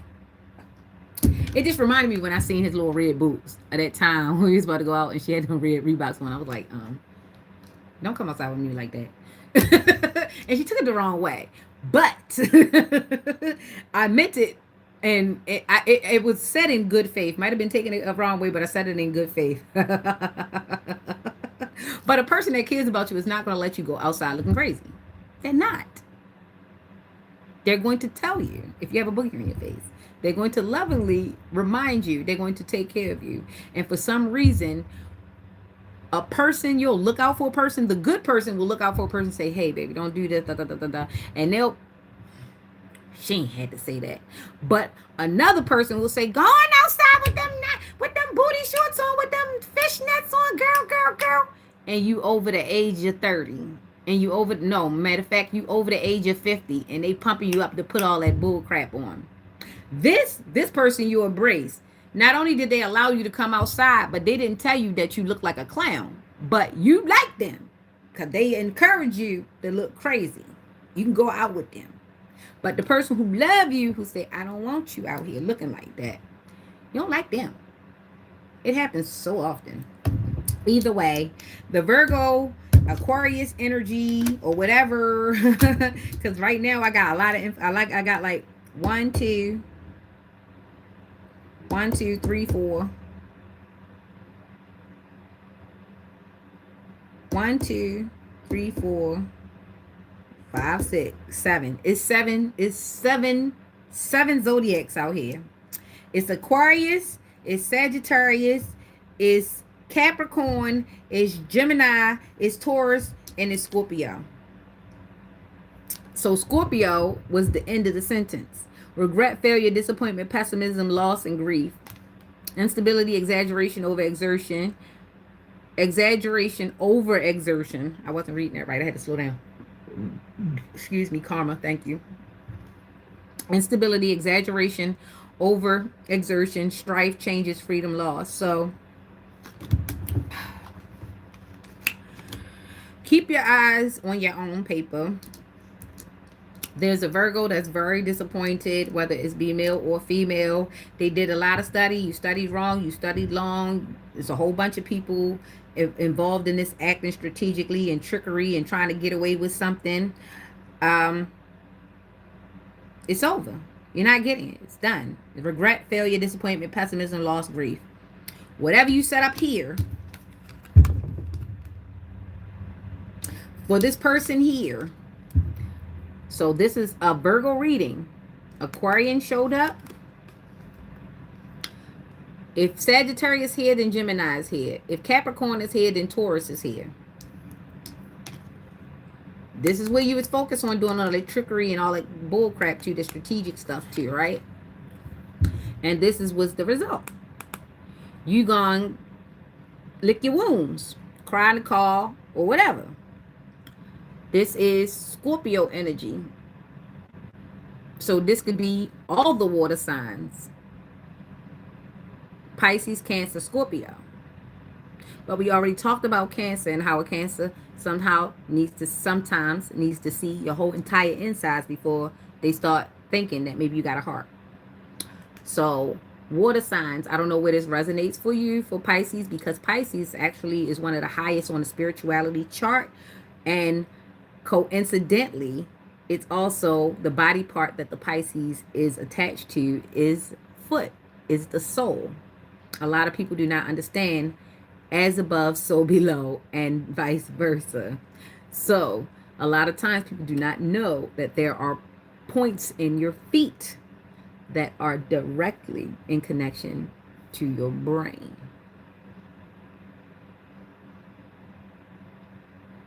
Also, a number to pay attention to is the spinal.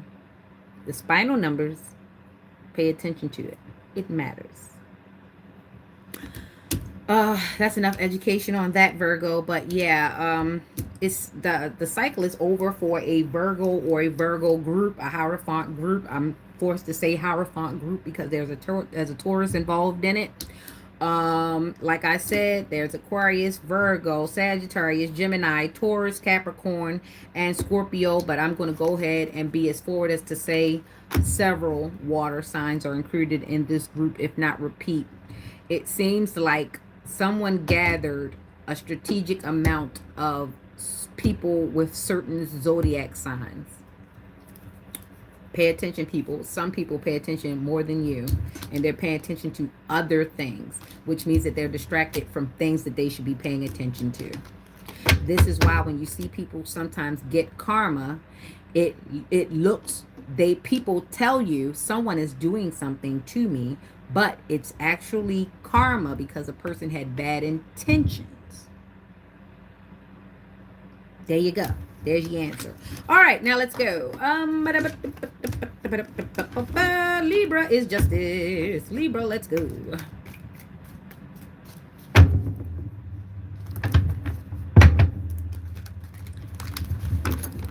Surprisingly, no Libra energy came out in that.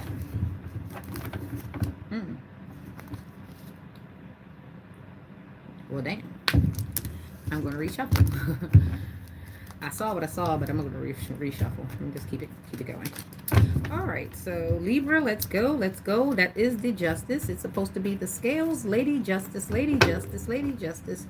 You know, she was beautiful. She was plain. She was in New York, but she came from France. And when she came from France, she had chains on her ankles. And America did something. They didn't take the chains off her ankles. They gave her a skirt to cover the chains. Oh my God. You can't make it up. So it is not that she was released from bondage. It's just that they didn't want the appearance to have to be there. Les incompétents. Okay, Knight of Pentacles. We are here. Hard work, productivity, routine, conservation. I was going to say conservative. Conservation, efficiency, responsibility. We've got heartbreak, suffer, grief, emotional pain, sorrow, hurt, divorce, loss, depression. Damn, and it came out in Libra energy, and this is a Libra reading. And then we've got Aquarian energy came back out with betrayal, deception, getting away with something. So you were in the group. You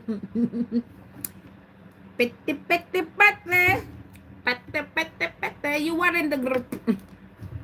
So, my friend, I see you've been coming to the group. And we want you to eat fruit.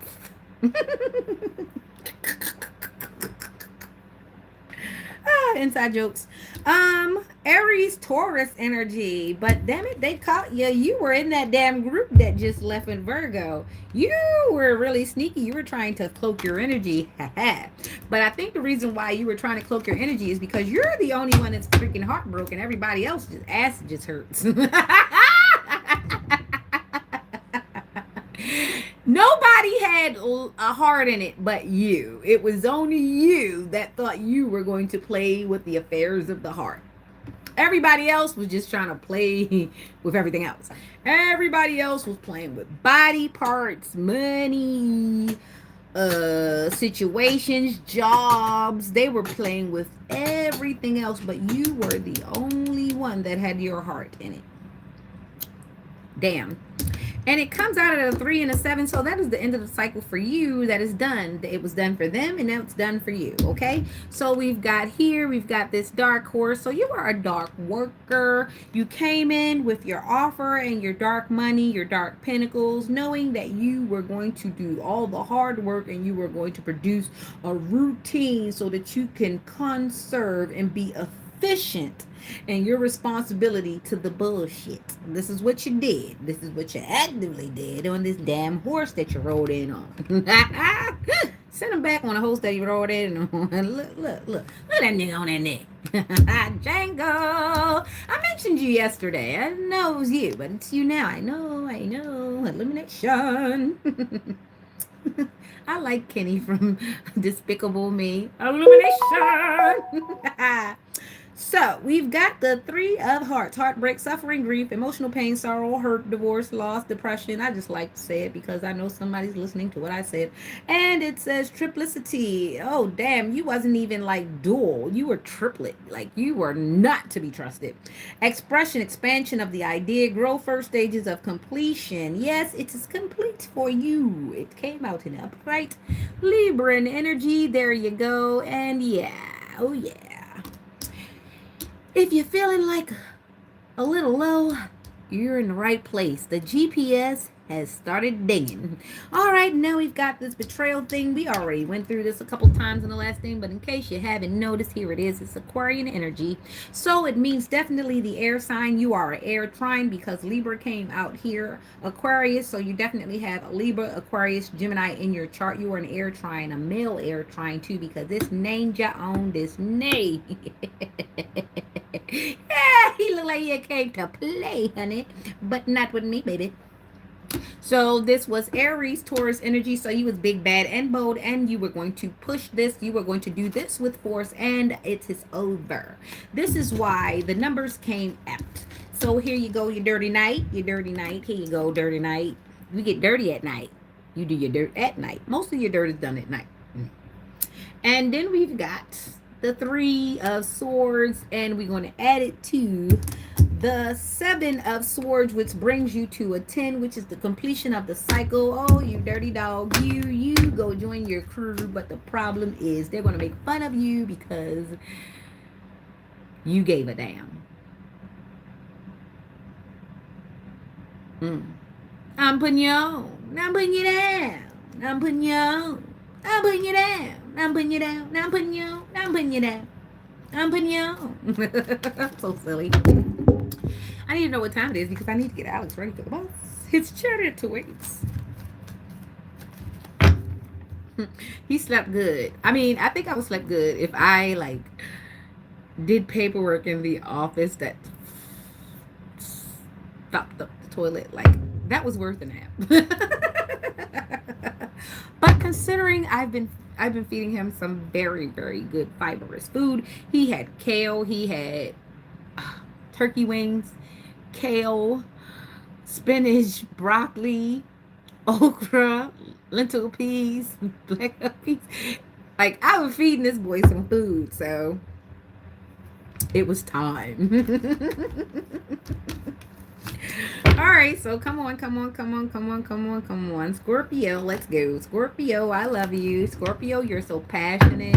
Scorpio, you're my boo. But Scorpio, let me tell you, you get to the business and you don't play. You don't play a lot. You don't like do a lot of cut cards. When you through with a person, even when you through with a person, you really still care about them. You just don't care. You just don't deal with them no more. But you care about them.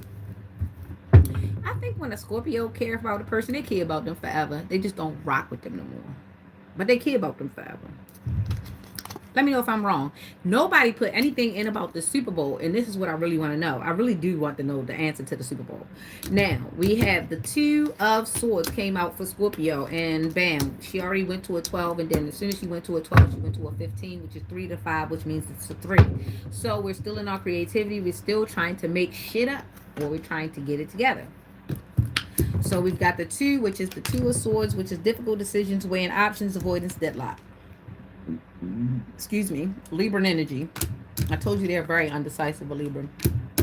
But the Scorpio Libra cusp, the Libra Scorpio cusp. I don't know where you are. Wheel of Fortune 20. Wheel of Fortune 10. Good luck, karma, life cycles, destiny, turning point, change, and inevitable fate, ups and downs, unpredictable. A return to beginning only at a higher level in the spiral of life. So somebody is maybe ascending. We do have a Scorpio ascending, and if you are ascending, congratulations. Pat yourself on the back. It's not an easy fet to get to the next level of things, and it's not even going to be easy to get to even further. But what happens is you showed up, and now that you're aware, you can get it together.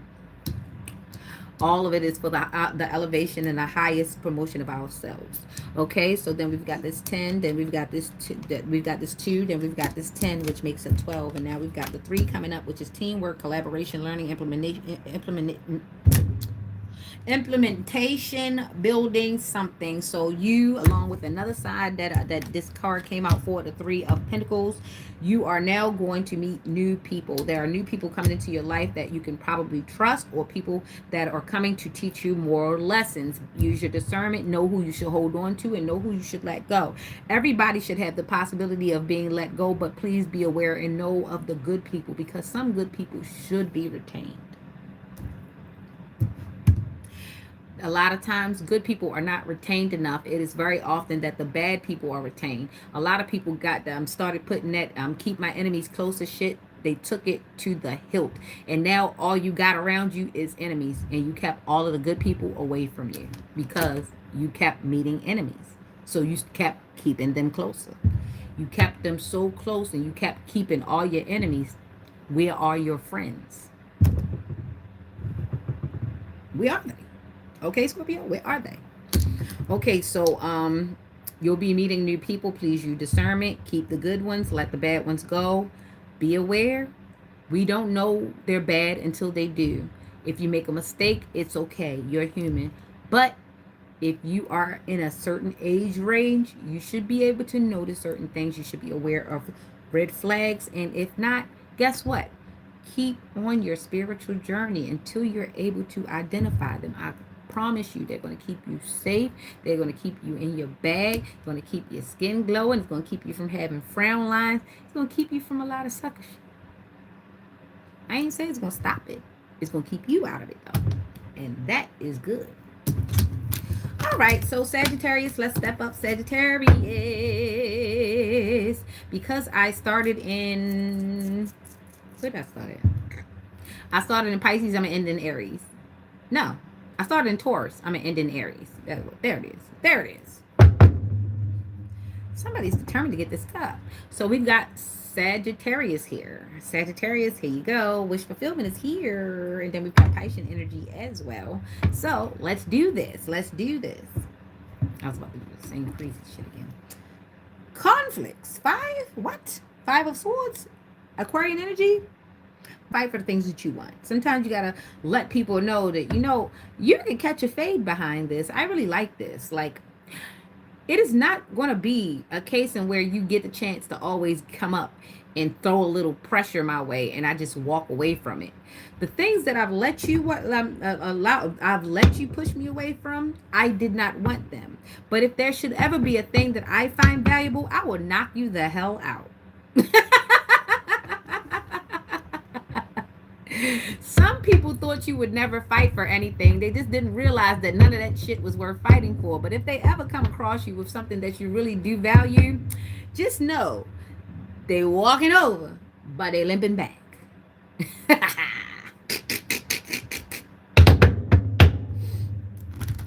Hercules, Hercules, Hercules, Hercules.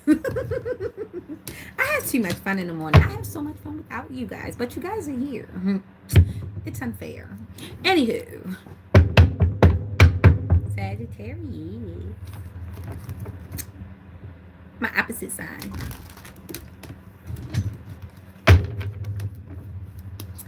One, 2, 3.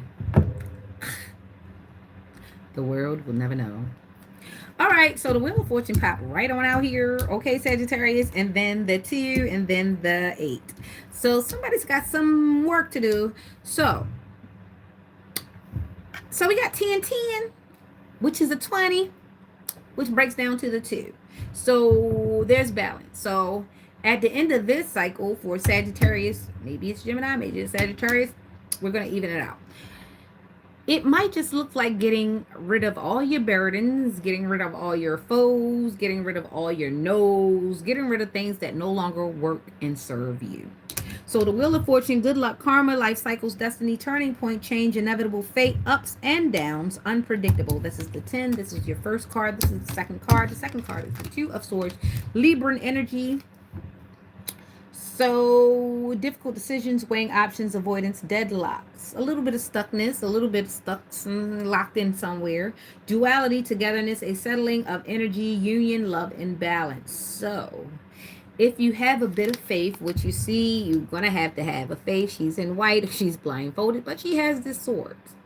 So in faith, either she'll strike out or she'll relax and let the things ebb and flow. Okay, so sometimes you have to give a little bit of surrender in order for things to balance out in your life, in order for you to bring in some good energy. And it also looks like you having some diligence, passion, high standards, apprenticeship, mastery, skill development, repetitive tasks. So you're going to be mastering something. You're going to be ascending. You're going to be doing better than you did yesterday, maybe 5 minutes ago, maybe last month, maybe last year. This year looks like you're going to do better. Today looks like you're going to do better, even if you just get some rest. Maybe if you just not talk to that person, maybe if you do talk to that person, maybe if you don't eat that thing, maybe if you do eat that thing. Today looks like the beginning of the rest. If you could take this day, be so bold as to take this day to step forward and master yourself, in 10 days, you'll find that you may have identified someone else within yourself. Okay, so Sagittarius, things look pretty good for you as long as you're willing to do the work. You have to do the work now. Nobody can do it for you. But there's a lot of reward in this. So we've got the 10, then we've got the 2, then we've got the 8. All of this sums up to 20. But I know side by side it was 10, 10. So it was 20, which breaks down to a 2, which is order and balance of things. All right. So you just have a good one. I don't know why I flipped that card. What was the card that flipped the world? So the way that that just happened, I'm going to say just be mindful because your world can flip at the drop of a hat. You can find yourself being one regular person one day, and then you get a knock on the door, and next thing you know, you're a celebrity, you're living at the top of the hill and everything else. But you also need to be mindful of the duality of things. Something happens, you can end up at the bottom of the hill. So just be mindful of your life choices, okay? And use discernment, okay? Happiness. All right, Sagittarius, that was you. Okay, Capricorn, step it up. Hi, Capricorn. I hope you are grounded in the earth. You are grounded. If you can't touch grass, which a lot of us can, especially since it's covered in snow, do things naturally. Eat some natural food. Eat something that doesn't require you to put anything in it or in the microwave. Definitely, somebody's eating canned food and microwave food. I'm going to need you to step away from the preservatives right now. And either just go get you a salad and just get you some and start to find out how to prepare certain amounts of protein and start building from there. Because if you keep eating that stuff out of the can, I'm afraid the preservatives are going to get you and the doctors are not going to tell you. Especially if they have stock in that company. You heard what happened to Campbell's soup, right? Okay. All right, Capricorn, let's go, let's go, let's go. Capricorn, you've buried your heart just like you buried it in the snow. It's not that cold. It's just that you haven't warmed it up in a while. Just jump started. It goes. It goes. Ace of Wands. Somebody's got a wand. It looks like it's got smoke on it, or it probably is gray. It's covered by gray. Maybe it's an old wand. I don't know. It's King of Wands, Sagittarius, Scorpio. Ooh, fire. Fire, fire, fire. So maybe this is a passionate king. Maybe you haven't had any in a while. You're got blue balls or something. I don't know. Maybe it's semen retention. Because I don't feel like you've been sexual. I feel like it's just an older gentleman with a wand that still works and he hasn't had a chance to use it in a while because he's sitting on his throne. Boy, new project, inspiration, urge to create, willpower. Yeah, okay. He's having discipline, natural leader, visionary, entrepreneur, big picture leader, overcoming challenges. He's in control though. So he's definitely got control. Someone has very good sexual control. They're very disciplined when it comes to relations and things of that nature. That is a good thing. That's healthy love. All right. So there's a Capricorn that has he's not on the clearance racks per se. He's not actually active. He really does care about himself. He does, but when it comes to love, that's a whole nother situation. He's more about control, which doesn't allow love to enter. He never makes an environment for love. He makes an environment for checks and balances. He makes an environment for bills to get paid. He makes an environment for providership, but he doesn't make an environment for emotions. And it's no point in getting into a relationship if no emotions can be displayed. And the lack of emotion, that's a dead union. Okay, so if this is how you operate very stoically, it's kind of hard to ask for a marriage, a loving marriage, and be loveless, if this makes sense. You can't be mechanical and expect a fawning effect over the. It's like coming outside and finding your vacuum cleaner in love with the mailbox.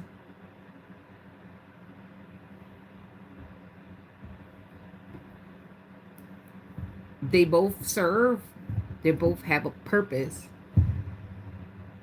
but why is the vacuum outside by the mailbox? Like that type of thing. Or like, why is the vacuum, why are you vacuuming the refrigerator?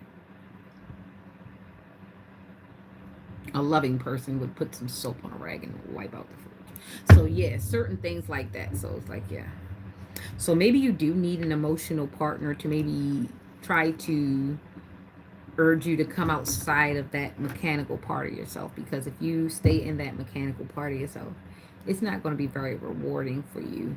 And those are the stories that people don't tell about the nursing home. It's not that you inherently went out and spent your life abusing women. It's just that you never knew how to love. You never was shown how to love. And all the love that you did get at one point in time was made up love. So now you don't trust this, but you do trust the mechanical part of life. So your safety is in not in love, but you still like the idea of it. You like what it, the picture that it paints, but you're so very uncomfortable with love because you haven't been loved right, or you haven't had an opportunity. And that's sad and unfortunate, but some people do end up living a life where they never ever get handled by love in the correct way, and they never get to experience in the right way. And some people have become villains because of this. And it's a sad experience. It's a very sad experience. So my heart goes out to whoever has went through this experience. Like I said, some of my readings are like as exact as a Cinderella slipper. And sometimes you want to be a little bit vague because people are feeling things, and because you're not able to go out and address everyone personally, you still want to send out some type of positive energy. And that goes out to you, Capricorn. Whew. Did I pull your cards yet? Because it just seemed like I got lost in you with these two cards. I haven't pulled your cards yet. 1, 2, 3. Yeah, it's that. It's exactly what I said, and I told you the cards usually back up what I said. So I'm just gonna read the cards, and then we're gonna go over to Aquarius because I said it. Here's the 6. This is the celebration in public. This is what you appear as, in control. You can do the things, public recognition, victory, progress, self-confidence. So you're able to, on paper, everything is perfect. You're able to put things in your name. You're able to get a job. You're able to travel the state. You're able to do a lot of things. And this is Libra, Scorpio. This was a Leo. That big bravado showing up, big cat energy. And this is the Libra and Scorpio cusp. This is the balance and scales and the passion, the creativity, romantic charm, imagination, beauty, knight and shining armor, following the heart, Prince Charming, proposals. This is how you show up. But you see how very little red there is in there? Even though the Scorpio signals passion, you see how more metal, everything is metal. The cup is metal, everything is kind of mechanical. So you don't have a lot of depth when it comes to the emotions. So this is the 2 that comes up. Multiple priorities, time management, adaptability, balancing decisions. Yeah, it's going to take a lot to get to you to be able to find, especially if you spent most of your life not being able to correctly deal with matters of the heart. It's hard, especially when you get older. You can't, it's hard to teach a new trick, you understand? But the number is 8, so it's karma. So the karma of having a contrite heart. See, God blesses people with contrite hearts, and he gives you another chance, but you have to do the work. You have to step forward and actually try to identify with love, try to be love, try to have love, try to have love for other people. Sometimes it doesn't mean you need to jump in a relationship. Sometimes you just need to start having love for a goldfish or a dog, or just feed the homeless. It's something you can love that will get you out of the mechanical part, that will get you out of playing the part and actually get you in the part. Okay, so I hope this helps, Capricorn. I just want to Sometimes you become RoboCop. You know, you don't want to become RoboCop. You want to be lovable. You want to be John Murphy. Okay? Yeah. I'm sorry, I'm showing my age. It's Arnold Schwarzenegger and the no, it's not Arnold Schwarzenegger. It's RoboCop. Yeah. Even though I keep thinking about Arnold Schwarzenegger, the Terminator. Right, right, right. The Terminator. Have no idea why the Terminator showed up. Okay, so I did that for Capricorn. I told you I was going to show you that because I already went through your reading. So now we've got the Hermit, the King of Swords, and the Aquarius. Aquarius! So there's a Virgo, there's Gemini and a Taurus in your energy, Aquarius. Yeah, I'm right. There's a Gemini and a Taurus and a Virgo in your energy, Aquarius. Are you part of the schemes? Right now you're the Hermit, so you're in hiding. You don't know what nobody knows. You're trying to figure out what part what part to play after you've already played a part. King of Swords. Soul searching, introspection, contemplation, wisdom, truth seeking, being alone, independence, inner guidance, meditation, consciousness, King of Swords, head over heart, discipline, truthful, honest, mental clarity, authority. So someone needs to stay hidden until a clear and concise decision is being made, because one person does not know where they fit in this world. They do not know where they fit in life. One thing for sure, two things for certain, they have done a few things and they don't exactly know how that crap aged. You know, people do things and they don't know how it aged. Especially if they didn't want to get caught for it. And they never wanted nobody to know they did it in the first place. And they planned to get away with it. They just wanted it to happen. And they planned to get away with it. Some things don't age well. But right now, it just seems like people are sitting and hiding. Someone's in hibernation until they really figure out what the real decision is. Because they don't want to say anything. So it looks like not picking sides until a side is picked. Something like that. Okay, Aquarius. We got the Five of Swords, financial loss, lack mindset, isolation, worry, need, poverty. So the money is moving slow while waiting on this decision. And then there's a wish come true, content, satisfaction, emotion, stability, luxury, gratitude. It's for this Pisces. So it's Taurus, Pisces, and Scorpio on the board right now. 595. What? 595. What? 10, 9, 19. That's 110. That's still a 10 at the end. It's wrapping up the cycle. Regret, failure, and disappointment, pessimism, loss, and grief. So, you started off messed up. You went in for a lick. And you came out messed up because it didn't happen. Okay, this is exactly what it is. Whatever. Okay. So, you was lacking, and you wanted to do a better life. You was trying to set up, you was trying to get, you was trying to get right. You was trying to balance on 2 feet, right? Started off in the 5. You Taurus, you were studious about it, you studied, you grounded yourself, you said, all right, this is where I'm going to kick off from. You know how you like push off, and when you swim, when you get to the wall, and then you push off, and you go like a couple of feet before you start actually having the stroke. Bam, you was going to push off, you had a little bit of foresight, you knew the steps, you were strategic, right? Boom. Now, you thought the wish was going to come true, or the wish at least partially came true. The wish partially came true because you got the nine of cups. Wish came true, contentment, satisfaction, emotional stability, luxury, gratitude. Boom.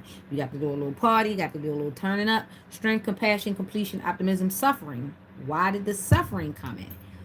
Why? Because at the end of the day, while you was partying, the shit wasn't done. It wasn't solidified. You see, some things don't end well, especially when they're open-ended. When it's still like, it's open-ended. You don't know. So then you got the 5. Regret, failure, disappointment, pessimism, loss, grief. Instability, exaggeration, overexertion, strife, changes, freedom, loss. Okay? So I don't know whether somebody cut you loose or something happened to your freedom or you lose your freedom. Something of that nature. So it's a definite disappointment. It's definite failure, pessimism, loss, grief. So somebody ain't looking at it the same way as no more. It's kind of looking bad. It's not a good story. Loss, grief, whatever have you. Aquarius, get on a good foot, because if you're on a bad foot, hey, this is what it is. And it looks like this has already happened. But if it has not, be aware of the things that you go on and the choices that you make, because they don't age well. If it doesn't age well, guess what? You won't age well. And karma's a bitch. Yep, short and sweet. Okay, Pisces, step up, because the last person is Aries. All right.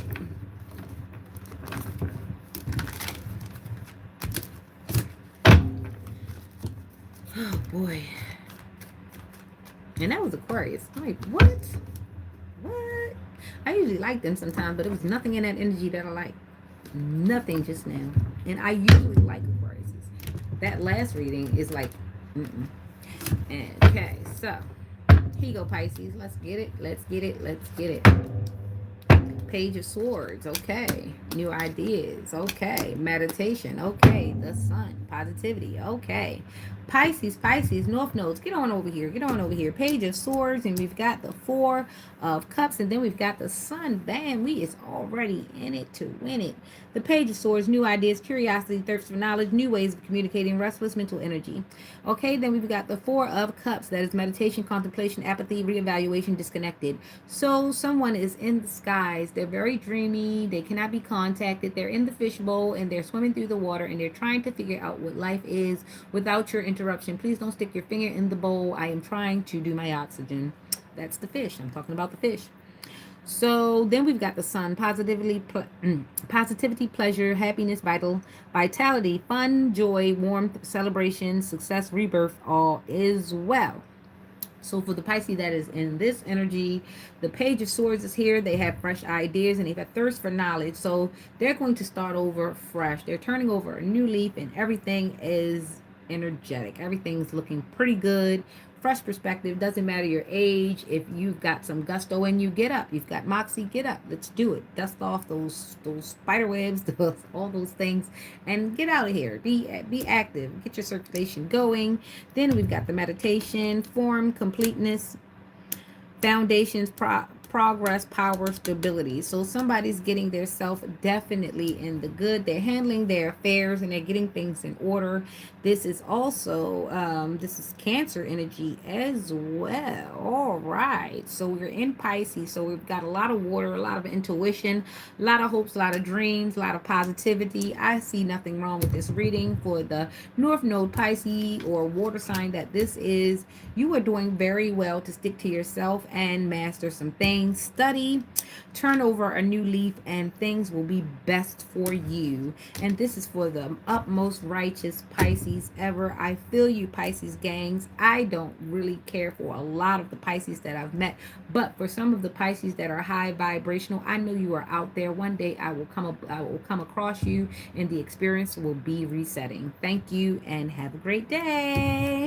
Okay, Aries, Aries, Aries. Last but not least, how you doing, Emperor? How are you? How are you? Big guy, baby, big guy, big guy, baby, big guy. Hey. Yes. Good morning, Aries. Your neighborhood love dealer. Let's go. Ooh, this card was at the bottom. Fruits of labor. This was the Nine of Pentacles.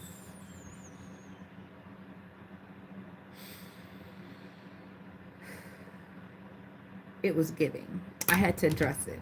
Okay, so let me shuffle you in, Aries. I had to look at that card. That card pulled to me. It's the Nine of Pentacles in my pink tarot deck. If you have a Nine of Pentacles and your Nine of Pentacles is awesome, then you know the feeling that I just got, and it just made me look at it. It made me pull it out and look at it. Okay, Aries, last but not least, and never least, I told you. I've been telling you since last year. I've been telling you since, I want to say December.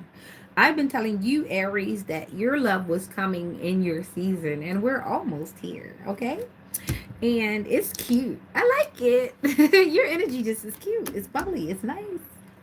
It can be Aries. It just could be an Aries energy, but I feel it. It's the Emperor. The Emperor is here. He knows how to dominate without saying. He knows how to direct without pointing. He knows how to make a statement without ever giving a sentence. The Emperor is definitely a force to be reckoned with.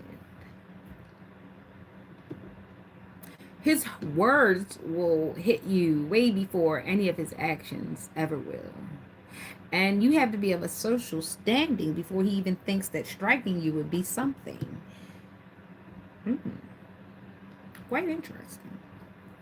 let's get into you real quick because you have 3 cards here, and I like your cards. You have the Two of Cups, unified love, partnership, mutual attraction, proposal, marriage, connection. Queen of Cups, compassion, comfort, calm, nurturing, healing, emotionally stable, intuitive, caring. Giving, receiving, sharing wealth, generosity, charity, and sharing. And that was the Six of Cups. So I'm just going to be clear about Aries, and I've been talking to you about getting ready for your season because Aries season, Aries is going to find, or Aries energy is going to find the love of their life. It's going to be the love that makes everybody jealous, the love that keeps you keeping your family away from your home, the love that makes you tell everybody you need to call before you come over, the type of love that makes you lay down rules way before you even think about bringing this woman around because you told them clowns don't do nothing to make this lady don't want me. um this is the type of situation, and vice versa. This woman will be so happy with this man. He actually absolutely has to ask for nothing because she thinks of everything, because he thinks of everything. And they both think of everything so much together that it would be criminal to go outside and talk to other people about it because they know other people ain't getting it. So they keep their marriage, they hide their marriage like a brick of dope. I guess the neighbors think I'm selling dope. No, I just got a dope partner and you can't come over here. That's how good this relationship will be. It'll be so precious to you that they will think that you are smuggling things in your house and it's just your life. It's just your life that you're trying to protect from the people who want good things, but they don't do good things to get them. Okay? So, Aries, this is mouth-watering work we are doing here. I'm so glad you stepped inside yourself and decided that you were going to throw out all the parasites of love, the parasites of friendship, the parasites of the social settings, the parasites of the politics, the parasites of working. Sometimes when you just change or tweak a certain thing, your job becomes your career, and then you like doing what you do. So it's not even a job anymore. It doesn't even feel like work. It feels like life that pays you. It's horrible when a person gets, but sometimes we invite people into our love lives by giving them a chance to see it, to witness it. Sometimes you don't need to tell your homeboy that she can cook, and you don't need to send that shit over there, okay? I say, especially when it comes to men, because men, they like ownership and property of things. So when they feel like they got something good, it quite feels like they've taken control of something that the world shouldn't have. And it feels that way for both people. If they find themselves in a great in a great relationship, you become like, this is mine, don't let anybody see it. Precious, the precious, the precious. And you want to get yourself in a situation that's so ironclad that you both protect the situation. You both know that, yeah, an occasional display ain't gonna hurt nothing. But you also know that you cannot allow people to infiltrate, be it your little sister, be it your grown adult child, because let's face it, once children become adults, some of us adults feel as though that's the time to break them into your adulthood. But if you've been sheltering them all their lives, the minute they turn 18 and 19 is not the time to just start outright damaging them and exposing them to the nastier side of life because you deem they're mature enough to deal with it. No, some of us would like to be sheltered from the cradle to the grave, and rightfully so. Was that not supposed to be the original plan of things? Because that's exactly how it was said in the beginning. You were put in the Garden of Eden and you were not supposed to eat of certain things, else your eyes would open and you would start rebelling against me. However, those things were not followed through. So, yes, we found ourselves not sheltered. However, constantly seeking it. Shelter yourself.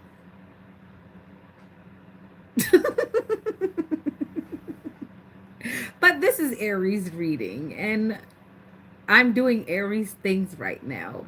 Aries likes to put people in their place before they get there because they think it's tacky to give orders afterwards when you knew I was coming.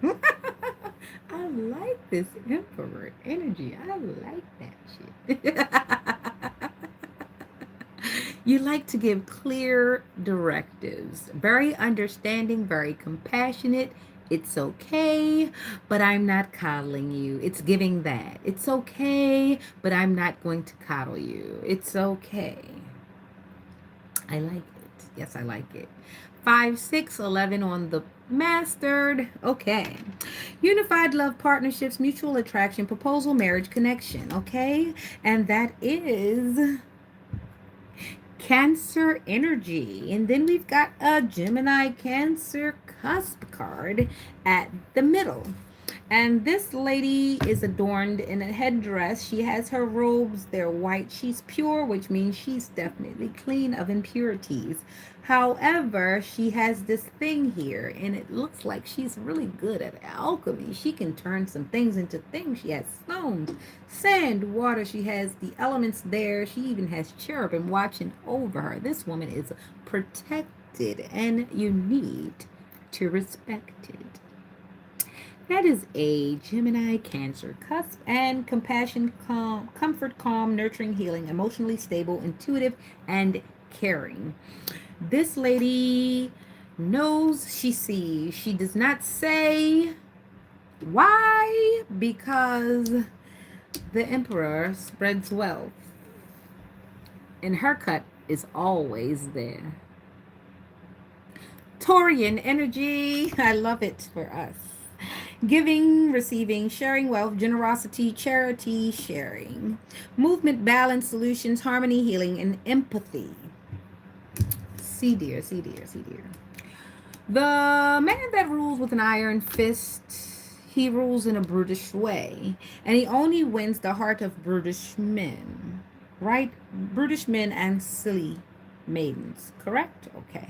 But the man who leads in love and sternness without coddling, this man is wealthy beyond.